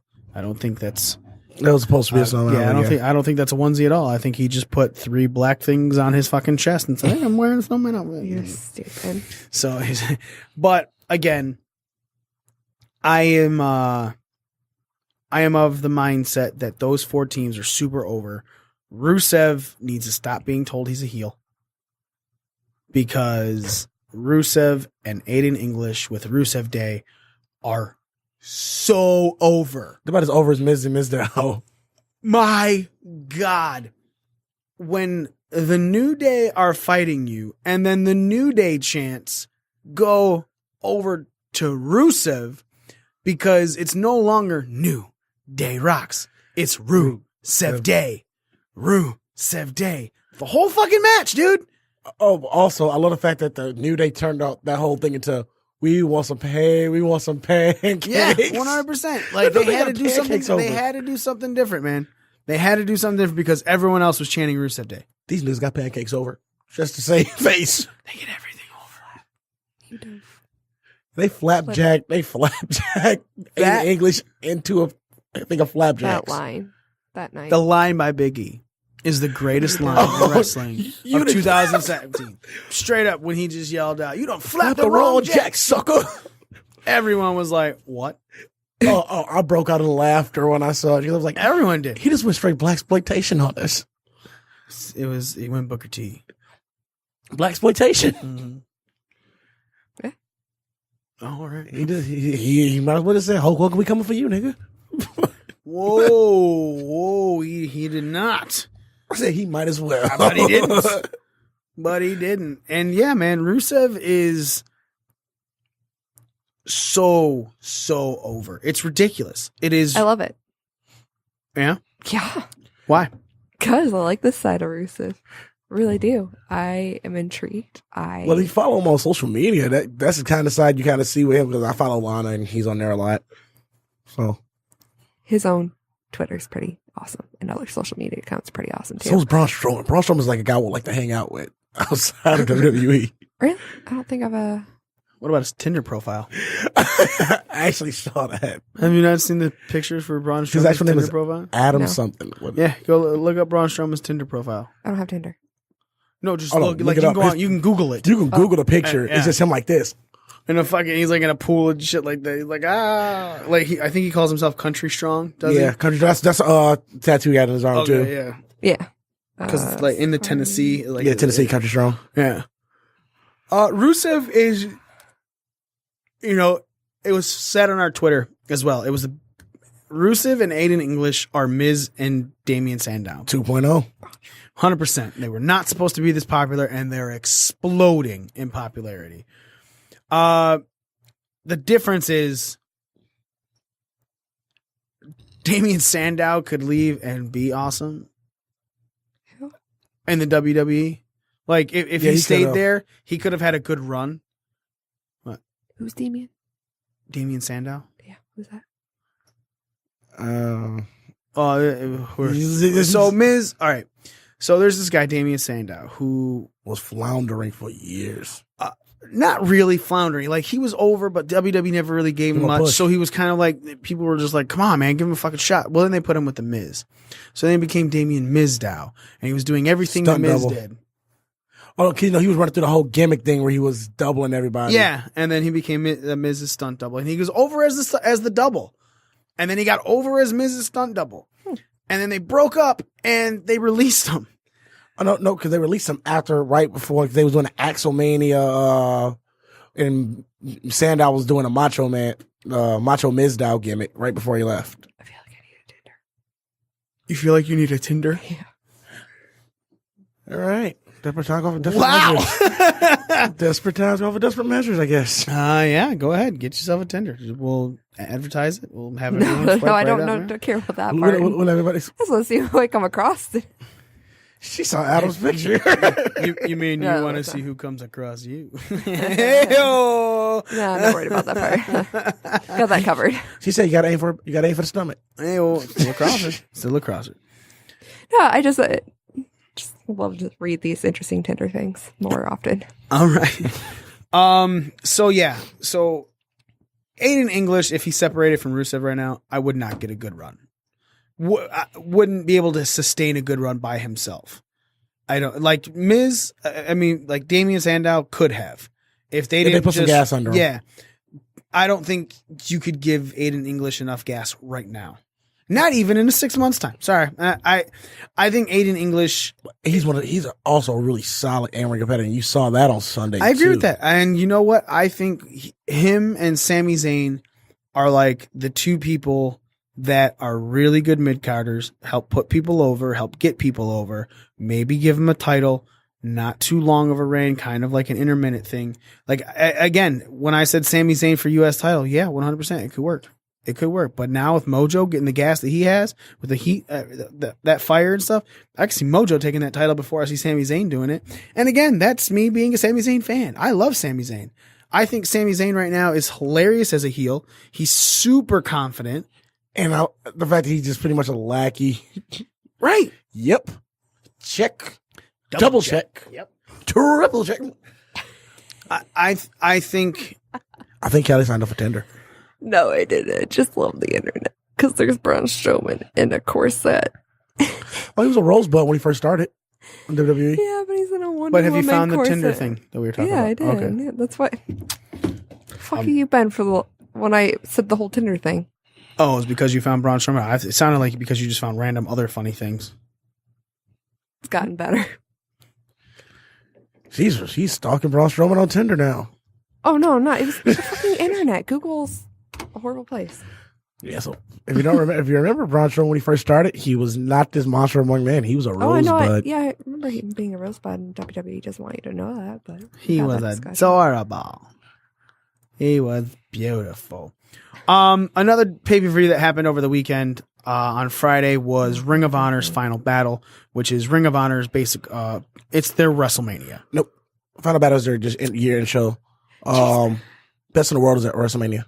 Really? Because it seems like it's like the end of all of their. Final Battle is just their year-end pay-per-view. A couple major things happen. One, Dalton Castle is the new Ring of Honor World Champion. He went over on Cody Rhodes. And Bully Bubba Ray Dudley had his retirement match against the Briscoes. Tag team partner, Tommy Dreamer. And so months ago, Bully took a table shot to the head. And it was like the edge of the table, so it caught him. It wasn't like something he could fully block. And it gave him a concussion that took him out of the ring for a little bit. And then he even announced his retirement. Then, obviously, Briscoes did other things like going to House of Hardcore, beating up Tommy Dreamer, going to the Team 3D Training Academy, beating up some of the, Team 3D students, which is the academy that Bully runs with Devon. And so Bully... Oh, Sky helps run too. Yeah. Helps run that too. Bully went in to get revenge finally. And he said it. It was going to be a fight. And if you ever listen to Busted Open Radio, there were times Bully said, look, this is going to be a fight. It's not going to be a wrestling match. I'm going to beat the shit out of the Briscoes. I'm going to make them pay for everything that they've done. They've put their hands on my girlfriend. They put their hands on me. They put their hands on my best friend. The only reason girlfriend is hot. The only reason Devon's not here is because he is with WWE. So if I can't have Devon in what I feel is my final match, I want my best friend there. And he did. So, and the Briscoes went over. Obviously, because as any great performer does, they go out on their back. It's wrestling etiquette, which we have talked about here. And it was, I think, a pretty good culmination for a career, man. Yeah, but the dude's been in the industry for what? For 20-something years? Over 20 years? Over 20 years. Yeah, something like that, yeah. Because I remember stuttering Bubba. Right? Welcome to I've actually seen Dudleyville. Mm-hmm. Him and Sign Guy Dudley. Yeah. Big Dick Dudley. Big Dick Dudley. Man, I love the Dudley gimmicks. Yeah. Listen, I think they really got the biggest edge they got was when they first got, like, they were always like these extreme great wrestlers, but then they got like a polished off edge when they finally got to WWE. 26 years he's been in the business. He debuted in 1991. He trained under Sonny Blaze and Johnny Rods. He debuted in 91 under the ring name Mongo Vile. A biker build from Hell's Kitchen, Manhattan, New York, whose gimmick was inspired by the Nasty Boys, the Road Warriors, and Max Payne. The name Mongo was first used as his fraternity pledge name at St. John's University of Jamaica, Queens, New York. So, yeah, He's a frat boy. Yep. That was, what he ran for. And then in 1995, He got a tryout from ECW September 1995, and he appeared as Mongo, the bodyguard of Bill Alfonso. Oh, really? Yep. And he apparently impressed Paul Heyman by taking a chokeslam from 911. And he was hired. Recast as Bubba Ray Dudley. And by Bubba, it's B-U-H, not B-U-B-B-A. So it was the stuttering gimmick. Ray Dudley. So, Nice. and it went, man. And the Dudleys, and it was awesome. It was like the original Dudley Boys. It was like 5 or 6 of them, Yeah. and then it broke down to 3. Which there was 2 main ones, and you had Runt Dudley, aka Spike, who had a pretty good run throughout his career. Yep, they were. It was Bubba. It was Spike Dudley, Sign Guy Dudley, Devon Dudley. They were the main 4 members of the Dudley family. And then you're right, Big Dick Dudley came out. A lot of other people. So it's like the Dudley family fully is Big Dick Dudley, Bubba Ray Dudley, Chubby Dudley, Dances with Dudley, Dudley Dudley, Devon Dudley, Sign Guy Dudley, Spike Dudley, and Snot Dudley. Damn. Yep. Say that 5 times fast. No. I My favorite one is Spike Dudley. And here's why. Okay, of the He family. was Giant Killer. That was he was called Giant Killer. No, Spike it's because in what they ECW. called him was in ECW, they called him Little Spike Dudley. They called him Runt Dudley first. Called him Little Spike Dudley because when he was born, his parents were on LSD. So LSD, Little Spike Dudley. And it was a drug gimmick that got over big to the point where they brought Spike into WWE and just took off the little. Mm-hmm. You know? And there was also he was called. I know before he became before the whole Little Spike, they called him Runt. Yeah, he was the run of the family. Yeah. And I love the fact that he beat all the big guys, but never could beat anybody else smaller. That was another little thing they did with Spike and Nice. ECW.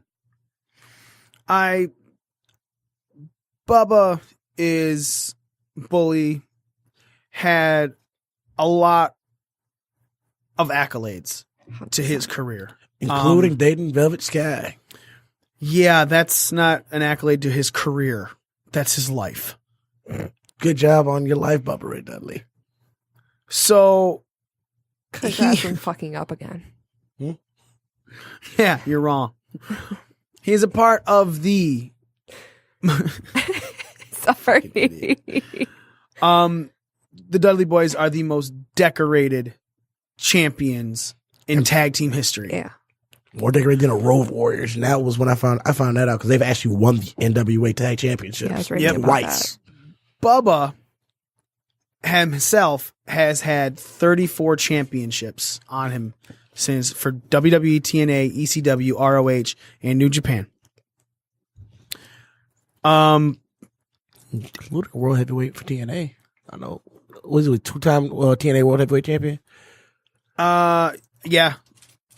He did that where he became the Ace and Ace leader. which was one of the hugest stories ever. Then they turned. You know what killed that whole bit is when Bischoff, Vince Russo and Bischoff started making it like the NWO were. They didn't make it like the NWO. Bischoff left. Russo took it over. That's what killed it. It was Bischoff and Bully Ray's baby.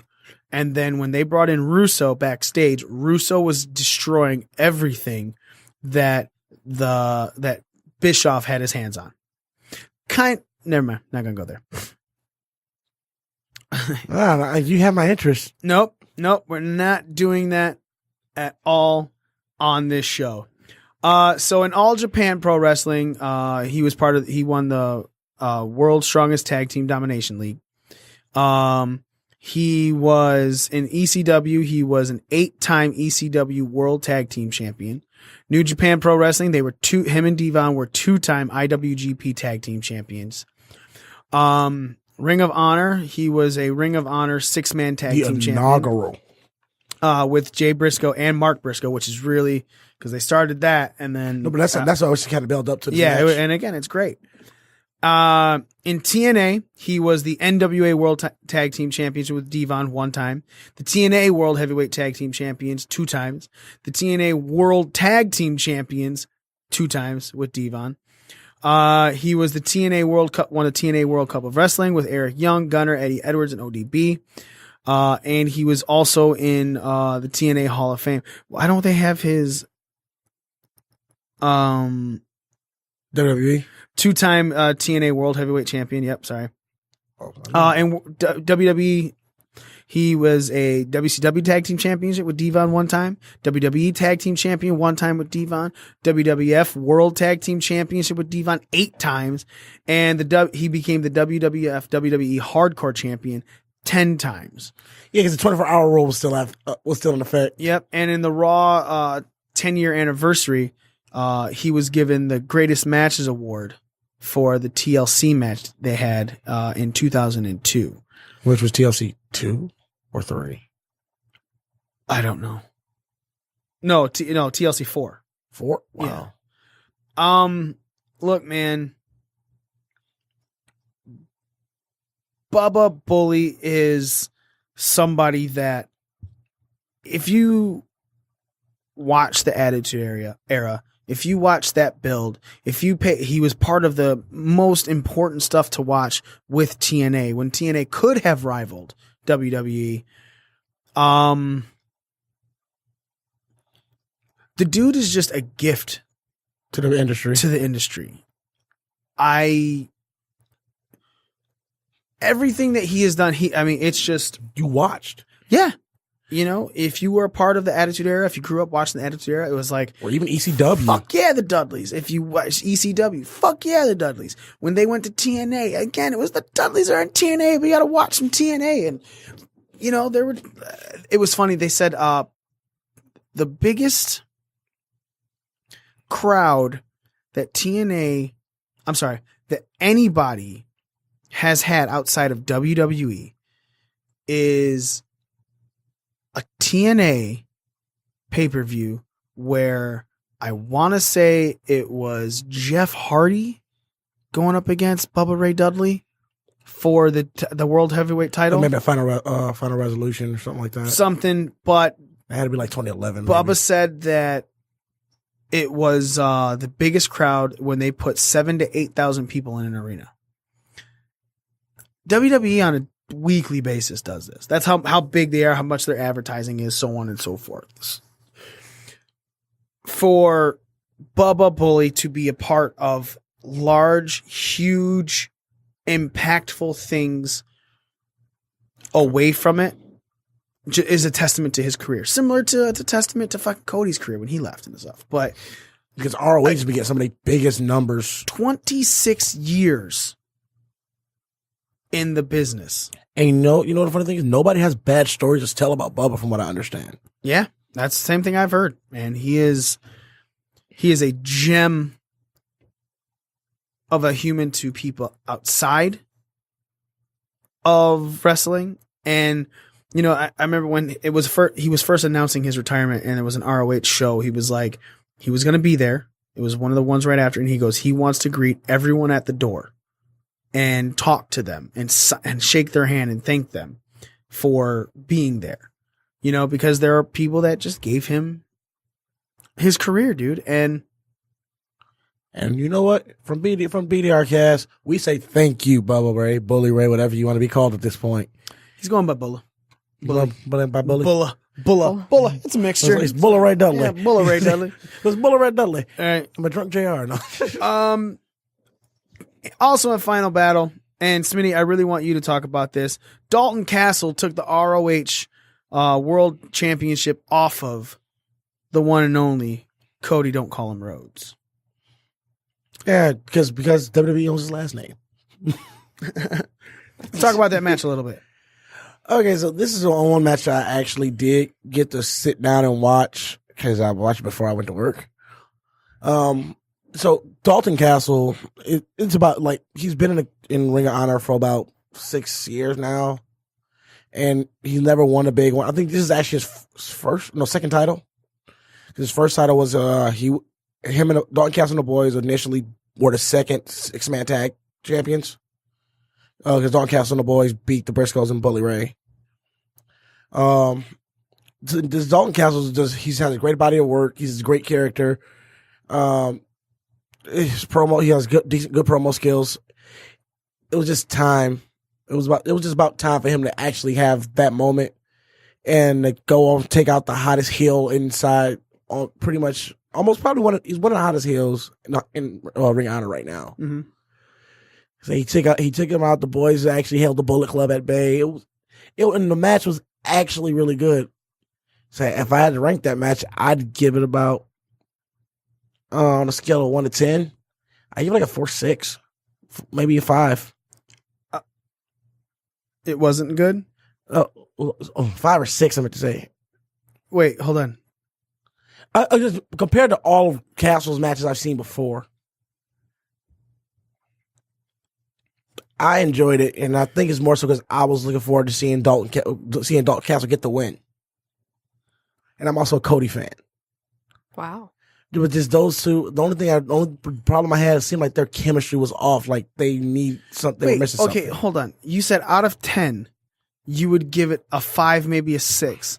And then you're saying the only thing you had wrong with it was do you mean like you meant to give it like an 8 or a 9? And you accidentally said 5 or 6? Or it was a very mediocre everything and it was meh? No, it was good. This was it was good. So would you rate it a 7? No, I'm trying to. It just said something was off about it while I was watching it. I'm really confused why you only gave it a 5 or a 6. Then. Like it's like if you liked it, except for what something was off. Like if it was a good match, but the chemistry seemed weird, and maybe I'm just underplaying what I thought of it. I guess I'm just confused because originally I thought you were saying like out of 10, and then you gave it like a rating if you were saying out of 5. Yeah, it's hard. I don't know. It's hard to explain. I was emotionally invested in the match. I was watching it, and just like it's kind of how I felt when I saw Cody first take the title. Weird. Right. So would you suggest people go watch it? Yeah, I would suggest people go watch it. Don't take my kind of jumbled review here. Okay, that's Good seems, shit. I mean, Huh? No shit. yeah. But it's a good match. It is a good match, and I would say go watch Final Battle.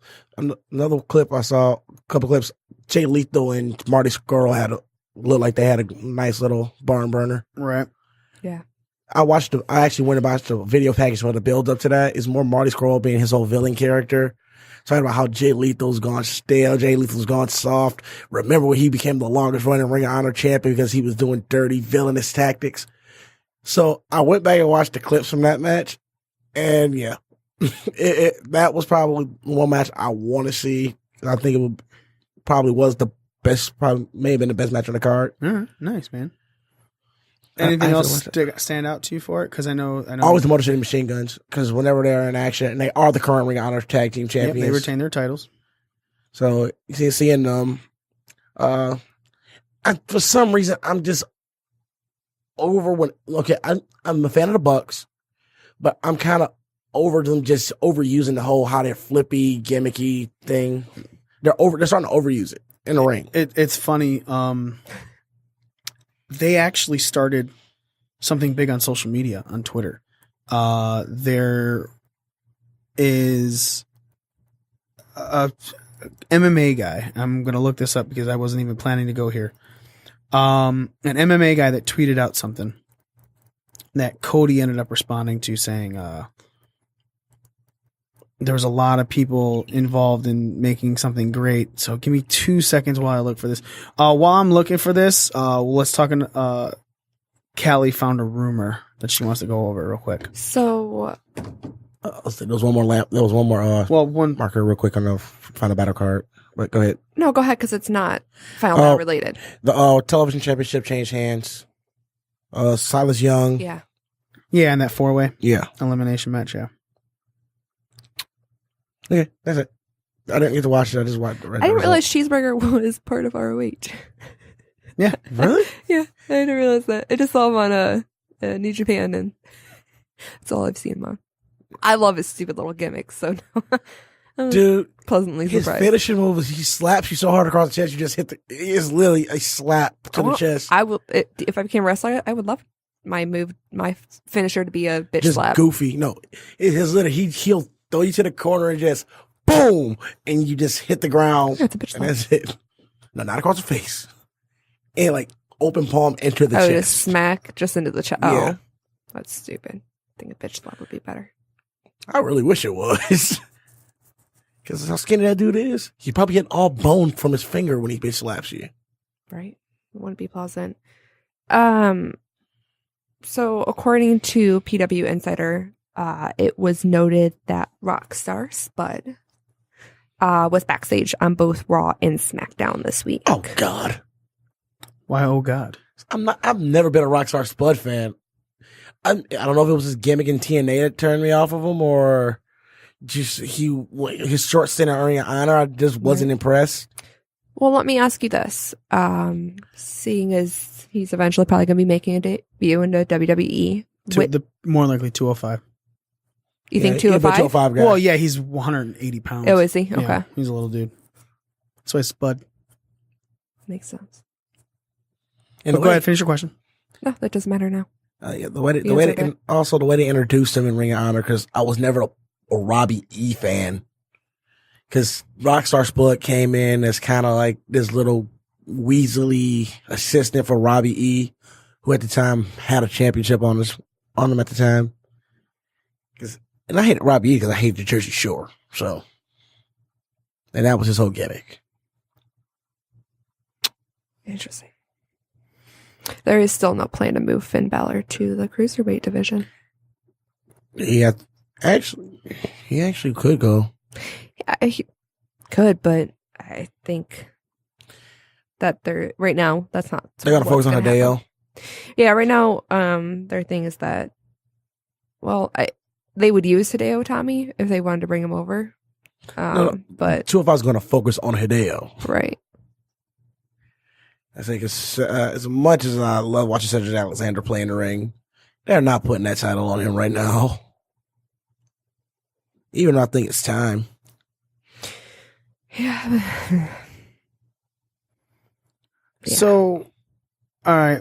Oh, we're gonna see some cruiserweights in the Royal Rumble, aren't we? Probably. And they're probably going to take Kofi's gimmick Interesting. of the craziest spots to not get kicked out of. So, okay. Daniel Cormier is the person who tweeted this. Said it was a super flippy drop kicky sequence in that match. Daniel Cormier goes, "This is actually pathetic. This is what people want to see. Go to a good dang gymnastics competition. Suplex, body slam, pile driver. Do some old school wrestling, man. DDT. I remember when the Frankensteiner was the most you'd ever see someone flip. I say boo to this BS." He got a reply from Dave Meltzer. Watch the match in its entirety and in its context and the crowd reactions to it as a whole. The key being the latter point. Judging wrestling from 25 seconds is like judging anything with no context. So that's what Daniel Cormier put up. And Cody quoted it and wrote, "It's not pathetic. The paying audience enjoyed it. UFC is thriving and pro wrestling has been going strong since 1920. Besides, most of y'all ask Hunter for a job when the wheels fall off anyway, and most are on the comp list at Staples, so lay the fuck off." Damn, Cody with the burn. I'm looking for, you know what, I'll just go to his fucking, because Cormier responded to that. That was brutal. Dude, it's good. It's Nice. good. What is it? No. Yeah, half you assholes, when you can't go anymore, you go run the WWE. Right. Yeah. He straight up said that without saying it I directly. mean, but like, that's a good point. It's a really good point. And at the same time, he probably said he just took a shot at Brock Lesnar too. But here's the thing: WWE goes to them and asks. I think it's both ways. Yeah, but then I know someone who's done the MMA side and has been asked to come into WWE. It don't matter to me. That was just. If you look at the WWE, lots of the guys there are either failed bodybuilders or failed football or boxers or some type of. Lots of guys there have failed at something else and just landed in the wrestling. Right. I mean, yeah, 100%. But at the same time, that's if they found another thing for their career, cool. You know? Yeah. Oh no, I'm not knocking it. I'm like, I mean, yeah, it's you fell cool you found something that you became successful in. right. Like to be able to still be athletic and still be famous doing it. I mean, that's Like, a nice opportunity. Dwayne Johnson, if you read about him, he's like, he wanted to play professional football. They said he couldn't cut in when he tried out and fell into wrestling, and the rest is history. Cormier said in response to that, I do ask for comps. I am a fan. I didn't say anything about anything but that sequence of the match. Just be very careful, bud. I've been a fan of yours too, but be very careful. Lay off the cuss words. It's not that serious, and I won't need it. And I won't need a job. I'll be good. I laugh when he So, a lot of people still go at him. Well, of course they do. Anyone of note? Let's see. Yeah. Dash Wilder. Oh, Jesus. Hey, Daniel Cormier, let me know where to send you the Revival shirt. No flips, just fists. Right. Did they make the return on Monday or something like that? The Revival? No. Yeah. Because they've been on social media about talk about their return. Oh yeah, they show back up on this Monday's Raw. Yeah. It's cut from the Hulu version. Dash said, "Oh, for sure, Kenai Cormier. Let us know the next time you need comp tickets." He goes, "You guys are awesome, but I'm damn near 40 years old. Couldn't wrestle if I wanted to, but we'll definitely be in an arena supporting the Revival next time y'all in California." And someone else is like, Flip Gordon goes, "Thanks for the free publicity. Would get you tickets to next show, but it's already sold out." He goes, Cormier goes, you guys really like sensitive little kids, huh? So everyone is supposed to like everything you do. Your show is sold out. Good. Mine is too. Why? Who do you think you're talking to? No amount of your whining is going to make me like that BS y'all did on that night. Well, I will admit, I agree that it was, to a certain degree, it got excessive, but I still enjoy, like, the athleticism you still enjoy him. Dude, I am 100% in the market of the Young Bucks are not a good tag team. Spot monkeys. I think they are 100% the best marketing thing in wrestling. I said that multiple times. Moving on from that, one last thing that we're going to discuss, we kind of made mention of it on Raw. Dean Ambrose had the arm injury, the elbow injury that happened over the weekend before Raw. So they rewrote all of Raw for this and to send him out. Which again, like we said, the Shield has just been plagued with injuries ever since this return. Like, yeah, so This it's should like be a sign that, that it shouldn't have happened, but it was no, it totally should have. Totally did exactly what it's supposed to. How many more people are cheering for Roman Reigns than aren't? Even you're cheering for Roman Reigns. I'm not cheering for Roman Reigns. I'm cheering You're for the totally Shield. cheering for Roman I'm Reigns. cheering for the Shield, not Roman Reigns is in the Shield. Therefore, You're cheering for Roman Reigns by proxy. You're cheering for Dean Ambrose, Seth Rollins, and Roman Reigns. Just say yes, and I'm not going to say anything. Neither will Mikey. Oh yeah, well, Shut the fuck up, Mikey. And you're lying, so suck my dick, lady. You had to go and ruin that shit? I don't lie. So Dean Ambrose had, as of today, this was put out on WWE.com. As of today, Dean underwent successful surgery. I'm reading this straight off of WWE.com. Underwent successful surgery Tuesday night to repair a high-grade tricep tendon injury. The procedure was performed by Dr. Jeffrey Dugas in Birmingham, Alabama, and took 40 minutes. He tore some of the distal triceps tendon where it attaches to the forearm bone called the, Okay. Dr. Dugas told Maybe I should WWE.com. read this. He basically tore about 50% of the tricep tendon away from the bone. So yesterday we repaired that back down to the bone where it tore off. The surgery was very straightforward. We removed all of the extra bursal tissue, all of that extra swollen stuff around his elbow. Dugas added that Ambrose has begun physical therapy starting with light range of motion exercises and is expecting to leave Birmingham later today. It is unknown at this time how long Ambrose will be out of action for, and the WWE will offer you more details as they become available. So, Ambrose is probably out of the Rumble. 100%. So if I'm gonna tell you this right now. I think the Shield was supposed to all have titles. Even if it was Roman as the main champ at Mania and Ambrose and Rollins as the tag champs or something like that, I think that they have to go a whole new way now. So my next question is, Oh, God. what way is the tag division on Raw going to go, man? Who? Okay, look, Revival I'm just thinking. showed back up. Yeah, and now you got time. You're gonna have to build them with this time now. But we have no 4 more face tag teams on Raw, really. So who are tag teams right now? Look at it. So you think the Bar, you think the Shield, and outside of that, what other tag team do you really have on Raw? Shield are wasn't- gone. Wasn't the question I asked. I said, tell me the You tag got teams. you have Luke Gallows and Carl Anderson. Heel. Okay. You know, I don't- Ken Go Face. King Go Face. Oh, yeah, Rhino, yeah. honestly, Rhino Rhino and Slater. and Slater, the way they had a conversation with them, you know, about having to be tougher. That's about it, man. You got the Revival, you got Rhino and Slater, you got Gallows and Anderson.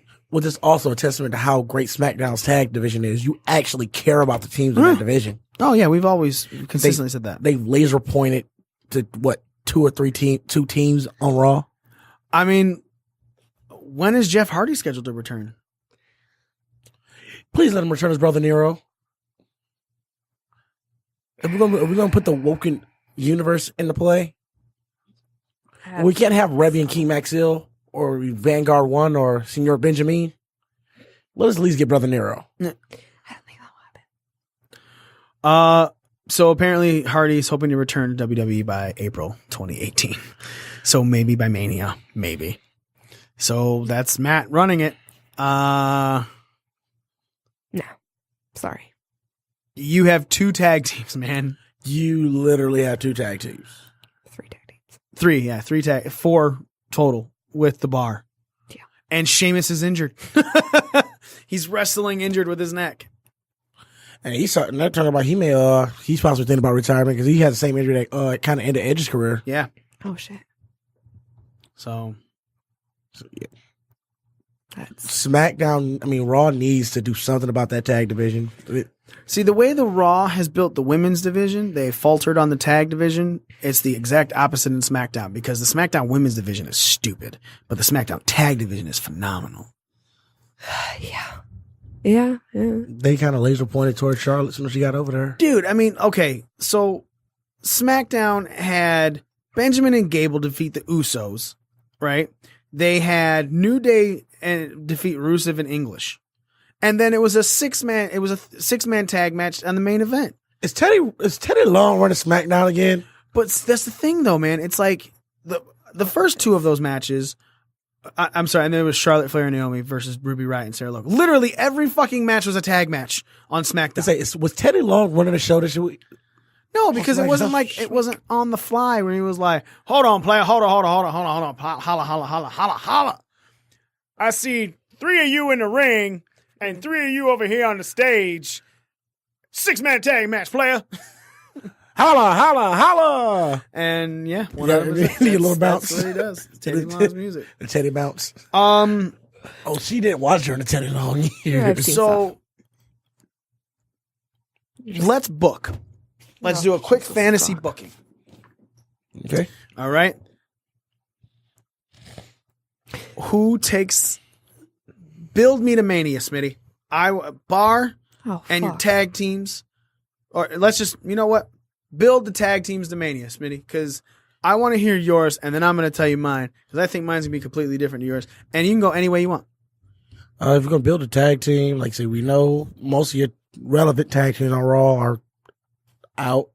So we have the Bar hold till Mania. You have to build somebody like probably build Rhino and Slater because that's pretty much the only viable team out there right now. No. Unless you turn the club face. No. You know what's going to happen? Let me tell you what's going to happen, Smitty. At WrestleMania, if the Bar is still holding the titles, the team that's going to take it off of them, Authors of Pain. Bring AOP up for Mania. AOP is coming up after Rumble. They are going because tonight on NXT, Bobby I didn't Fish. watch it yet. Doesn't matter. Fuck you. It's over.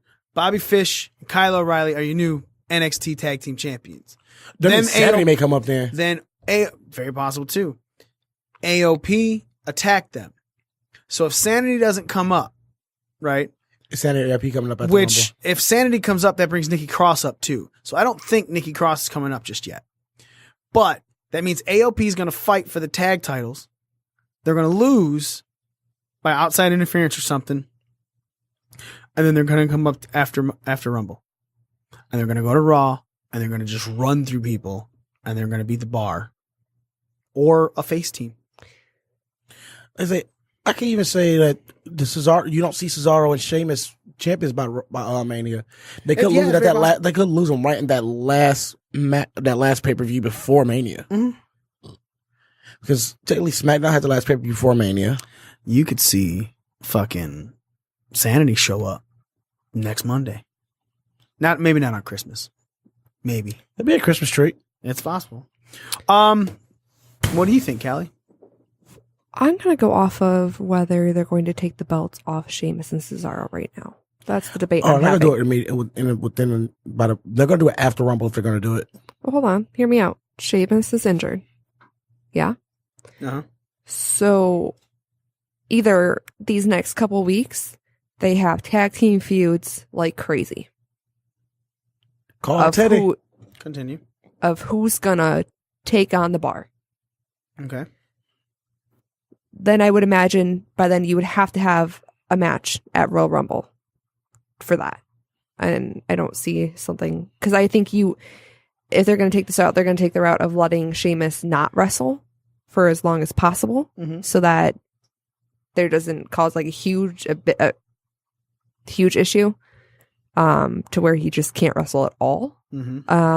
So it's hard to say if they're going to bring in people from NXT. Bring back the headbangers. Or that was a joke. I mean, if I wish they would give the Good Brothers their run. Yeah, that last run was shitty. I know. I mean, I guess if this they're is a victim of circumstance too, man. Yeah. Look, Hardy's coming back. You're not going to get a pop. Sorry. But I mean, I think that if they're not going to bring anyone up, that this would be the time to push them, and give them that chance to do something. And those are guys you haven't seen on TV in a while too. Gallows and Anderson. Mm-hmm. Other than getting out of the way for Braun Strowman last week. So, Or do you think they could do the same thing they did when Cesaro and Sheamus first started? Just put two guys together. oh, It's possible. You never know. But I mean, it took a while to get Sheamus and Cesaro into the area. I mean, but they also built off of a best of 7 series that was just mind-bogglingly good. Because we thought we were going to get bored with those matches, and they just got better and better. Man, ridiculous. That's it for us. can we bring up a couple of small points real quick? Okay. Sorry. It's fine. Internet is very interesting. Jim Ross is officially calling the 4th season of New Japan. The what? Jim Ross calling the 4th season. 4th season of New Japan on New Japan on AXS. on Axis. Axis. That thing. Okay. So that's cool. Once again. I wish he'd leave the New Japan alone. Who? Oh, Axis. I wish Jim Ross would leave New Japan alone. Really? Yeah. Oh. He does their English commentary for the big events. I'm all right with Kevin Kelly doing it. Kevin Kelly is their voice. Kevin Kelly needs to stay the main voice for them. Because let me guess, does it sound too JR WWE-ish can do every now and then with WWE, maybe even some other appearances. He doesn't. like Golden Boy? Look, I'm okay. I like Jim Ross. I like JR. I love him. I think if you had to pick the best commentator of all time in wrestling, I really think it's JR. I don't think anyone else touches him. So he's going to be alongside Josh Burnett. Yeah, his normal partner. But after his major flubs for the G1 Climax, I think it's very noticeable. He needs to know his product. He doesn't know the New Japan product like he knew WWE. And at the same time, he shouldn't be doing any of those live. Granted, I don't think this is live, but I know some on Access Television is already taped and they just dub over it. well, I'll watch it live personally. Anything else, Kelly? you know what? I'm going to leave it to how about you check a live stream on Instagram? Because if the superstars are going to be doing live streams for their matches, why not follow the same format? Yeah, bitches. So if you want to hear opinions and talks, just follow us on Instagram for a live video real quick after the show. Make sure you follow us on all of our social media. That's at BDRcast on the Instagram, on Facebook, on Twitter, on Periscope, on all of that stuff. Make sure you go to ProWrestlingTees.com. You can quickly hurry up. Time is almost of the essence because you want to get the holiday shirt. The ugly Hanukkah The ugly Christmas shirt. Christmas Hanukkah. Beautiful. Beautiful. ProWrestlingTees.com/BDRcast. Go ahead. Get there. Do it. Do it. Do it. Do it. Do it. Do it now. You know what they sing? And then on top of that, ladies and gentlemen, make sure you listen to us every week on podcastdetroit.com. We are in Studio One, 9:15 p.m. every Wednesday. You can listen to us live. Yes, you can. Or subscribe on iTunes, Google Play Podcasts, all that stuff. You guys can listen to the podcast as soon as they're uploaded. And make sure you're following our YouTube as well. Just search Breaking Down the Ring. We got 10 subscribers, kids. Yeah, look at us. Digits. All right.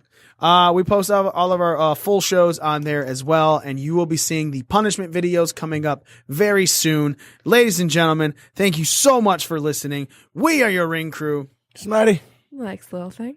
And me, the almighty one, the ring crew champion, Mikey. Ladies and gentlemen, once again, thank you so much for listening, and we are out.